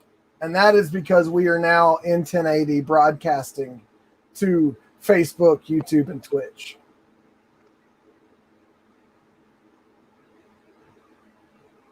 There you go. Yeah. Oh yeah. I'm just going to reach that here. Chunk's like, Dude, if he could get Mark Hamill to sign, oh, I need to ask him. I need to figure out how to get it. Dude, could you imagine if he took Mark Hamill out of his thing and got him? Oh shit. What? Caught it. Lucas saved the day. Woo. I was tapping on it and Ahsoka fell. y'all having an earthquake? I was tapped. Could you imagine if I got Mark Hamill to sign Luke as a stormtrooper? He those both crossed over $800 yesterday on PPG. That's I so want to special. get my Sandlot pops signed. Oh yeah. They're old people now. Yeah, but they all do cons. All of them. I want Wendy Peppercorn to sign the 2-pack from Target with her and Squints. I don't know if she does. I've seen everybody else do cons. That is one of the funniest 2-packs. My wife had no idea what it was about. And I'm I like, have seriously? The little kid gets the hot lifeguard to kiss him? Yeah. And then he holds her face down and makes out with her? Yep. And then carries just him out of smiles. the pool? He's got that frozen cheese, Priceless. man. Priceless. Yep. Absolutely priceless. Slick. My wife's like, I have no clue. That sounds terrible. I'm like, what? It's a kid's movie. Wait, who was it that said they had never seen? That would probably be me. No, wasn't it somebody the other night said they had never seen Goonies? That was me. I found another movie I haven't seen that people said I need to see. That's like saying you haven't seen Karate Kid. Yeah. Wax on, wax off. Yeah. God. What other movie did you get told you need to see? I don't remember. I literally don't remember. But realize I wasn't a Star Wars kid until I saw Mando. What's that got to do with Goonies? Look at what I did to Star Wars. I saw the original movies for the third time probably 2 months ago. What do you mean? You mean 4, 5, and 6? Yeah, because I'll watch them. I'll start at 1. I'll do 1, 2, 3. I'll do Rogue One, and then I'll do 4, 5, 6, 7, 8, 9. And when I'm done with 9, I'll just go back and start at the beginning and go again. Watch them in chronological order, not when they were filmed. Is that for like research purposes? No, it's just because. So when I'm doing day job, I put stuff on the TV that I can listen to and know what's happening without having to look at it. Because then it's like music. Are we still live? Yeah, we're live. Oh. Do you want to not be live anymore? No, I want to get. Uh-oh. I just want to take it off this stand, man. Oh, we're going back to him holding the phone. He has promised that he will get a computer and a webcam. At some point. Oh, this feels wonderful. All right, guys. With that, I'm going to say goodnight. We're going to talk for a minute, but I'm going to sleep. I can't say thank you enough to Sean and the VVGS for what they've done.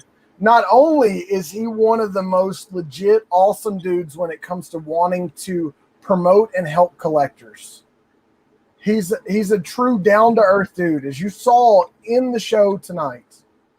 He said he's going to be back. He wants to eat crayons with Jarhead or watch Jarhead eat crayons. I don't. I've never seen him eat a crayon, but I have seen him do a shot of hot sauce. Now, we got 5 people watching, Campbell's. We should do like tacos. I go back and look at my analytics. There's a lot of people that go back and watch my videos for more than 10 minutes. 48 within the first 48 hours after they drop. Whether it's people that were on other lives and missed the show, or people that are looking for evidence to incriminate me on, or Chunk sitting at work when he's back with his buddy. Oh, you're there tonight. Mm-hmm. I can tell by the wall behind you. Mike? The thankful. Where's Mike? Is he in bed? He sleep. Do what? He sleep. Oh, yeah. Tell him we said hey. Yeah, tell Mike we said hey. Sure will. So are you there all night? No, tonight I'm just here till midnight. Does somebody else then come in? Mm-hmm. Yeah. You have to be awake when you're there? Yep. I really do. So, yeah. I remember those days. You use a string on the door that would ring a bell or something, where if somebody made some noise, it woke you up real quick. Or I'm a very light snoozer. I am now. I didn't used to be. This is the latest I've been up all week. I've been going to bed at like 9 o'clock. But dude, that was so much fun. That was fun. I didn't think we'd be on that long, to be honest with you. I didn't either, because he's leaving for Disney in the morning. Man, but he, like you said, he was a really cool guy. He legitimately is. And if you want to talk about every couple of weeks when he comes in seeing some like, holy shit, Grails, I saw the 144-piece Harley Quinn tonight. I saw a Planet Arley of Vegeta. Cereal monsters that man's crying over. And then he pulls out the damn big boy.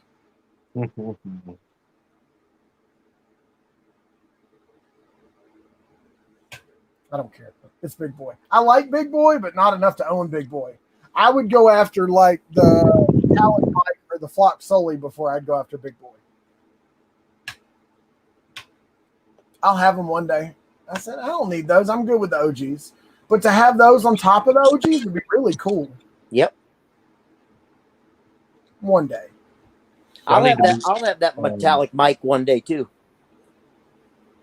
My belief in what I could obtain as a collector has changed, because if you're quick enough on designer toy drops, you make your money. Even like when Jason can't get them and I sell him stuff at half of what it's going for to everybody else, I'm still making money. Mm-hmm. So I'm not a flipper by any means. But like when I decided after the Amber Chomp drop, I was done with Chomp. I was mad. I didn't like how quick they go. It pissed me off how the website just never let me in.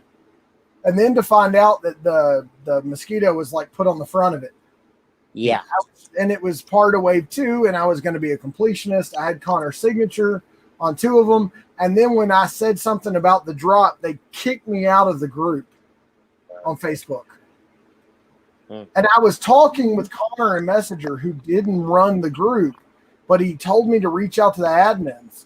They never responded to a single message, even though you could see that they read them.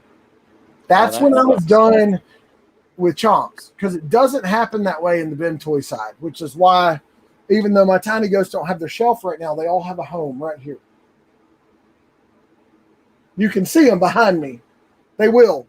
And my Tiny Ghost minis are right there. They will eventually move to this wall somehow. I don't know, with the collection. But Sean has already said he's coming.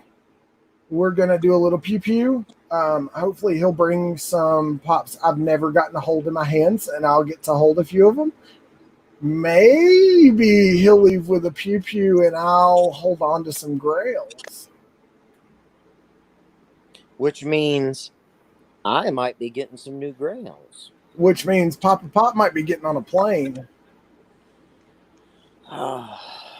Hey, how about a weekend of full auto fun and play with $2,000 pop? Yeah. Full auto. Don't need to say any more than that. Nope. My Smith, my G Smith, you know what I'm talking about, that is in Jemison, Alabama, which if you look for it on a map, you probably can't find it. Stop. You had me at hello. He's a class 3 dealer. So when I go to test my uppers, because gas systems are what matters in those things, a lot of times I'll throw them on his lower. Every time I test my lower, somebody tells me I'm disgusting. You're an idiot. So I have a video on the Live Free Outdoors Where We Live For Your Die page on Facebook, and it might be on Live Free Outdoors Instagram page too. It's 5 seconds long. I turn and look at the camera, 300 blackout, full auto, suppressed. Turn back, flip the safety off, pull the trigger, turn back and smile, and the video ends. Jason, do you breathe? Me? Yeah. Can't you? You're talking about me. Yeah. You. Dude, when you're in that world, you saw his reaction. You exhaust me. Just listening to you talk. We had a night of. Let me tell you about Alabama. Tell you about old Saban. Before the live, we Got my saw time grails that I couldn't imagine. Jason said his Look at face this pop. was on Look fire. at it. Do you need to go in timeout? Don't put junk in Look at time this on. He pop. makes me laugh. Look at Then I it. can't It's hear. right there. Look at it. Y'all need to meet my friend Trent. Oh wait, who's Trent? He's like at least 5 times as witty as I am, which is saying a lot. Oh. He posts stuff on Facebook. He's like somebody asked him who he was with, and he says he's been so single so long that he told him that he was with Verizon. I'm like, Wow. that's sad, man. That's like dad joke right there. Yeah. That's a good one though. That is a good one, a real good one. So I was watching First We Feast the other day, the Hot Ones Challenge. Oh, I love that show. So I've watched Gordon Ramsay 3 times now because he's freaking hilarious. Oh, I haven't seen that one. Oh, Yeah. Season 8, Episode 1. Okay. I watched Post Malone. I've never heard his music. Yeah, I mean he's a deep or so. Yeah, if that dude gets a pop, the First We Feast guy, I want that one signed too. What? Post Malone has a pop. No. We're not talking about Post Malone. We're talking about the guy who eats all the hot wings. The guy who hosts but First We Feast. But if you see him in the earlier seasons, you see his reaction to the sauces. Oh, absolutely, you do. How about Man versus Food? No, there's a show called But First We Feast. If you look it up on YouTube, you'll get hooked. There's man. a channel called First We Feast, and Sean, whatever his name is, he hosts Hot Ones, where they start at like hot sauce level, like table hot sauce, and they go all the way over 2 million Scovilles.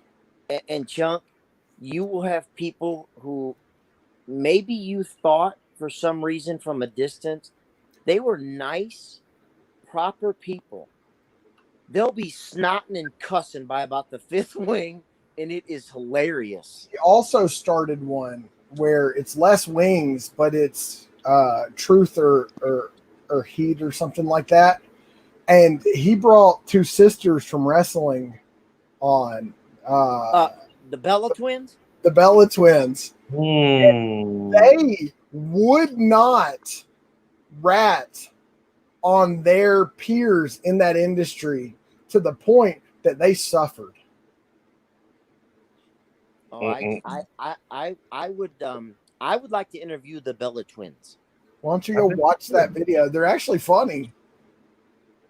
Like, I saw some of the stunts put on with them and Ronda Rousey and all them, and they look downright nasty. They're funny chicks. Yeah. But he's had legit celebrities on there. Oh, really? Yeah. Yeah. And when he It's got great. Gordon on there, Gordon brought all kinds of stuff. Pepto-Bismol, donuts. Yep. There's the one they brought, like ice cream. He's like, give him ice cream, give him ice cream. I think it was Kevin Hart or somebody. There was somebody that said, we're going to go wing for shot. I saw that one. I don't remember who it was. He's like the mixologist. Terry Crews was on there. Terry Crews? Yes. Yeah, he was on there. Post Malone's been on there. Will Smith been was a on lot. there. Buff was on there. He handled that a lot better than I thought he would. Joe turned me on to that. Jarhead, the one who eats crayons and saves the purple. I want to see Henry Cavill get on there. Yeah, Superman. That'd be awesome. That would be awesome. I'd But like to meet that dude too. I laugh at that show because it's unfiltered. People It used is. to say it was fake. When you see Gordon Ramsay on there snotting and cussing and coughing, Well, no, it ain't fake. you could go on Amazon and buy that same run of sauces. You can go on their website and buy their first feast sauce. Yeah, yep, you're right. Yep. No, I like it. It's fun. It really gives you a different view. He's a very good interviewer. I mean, he's not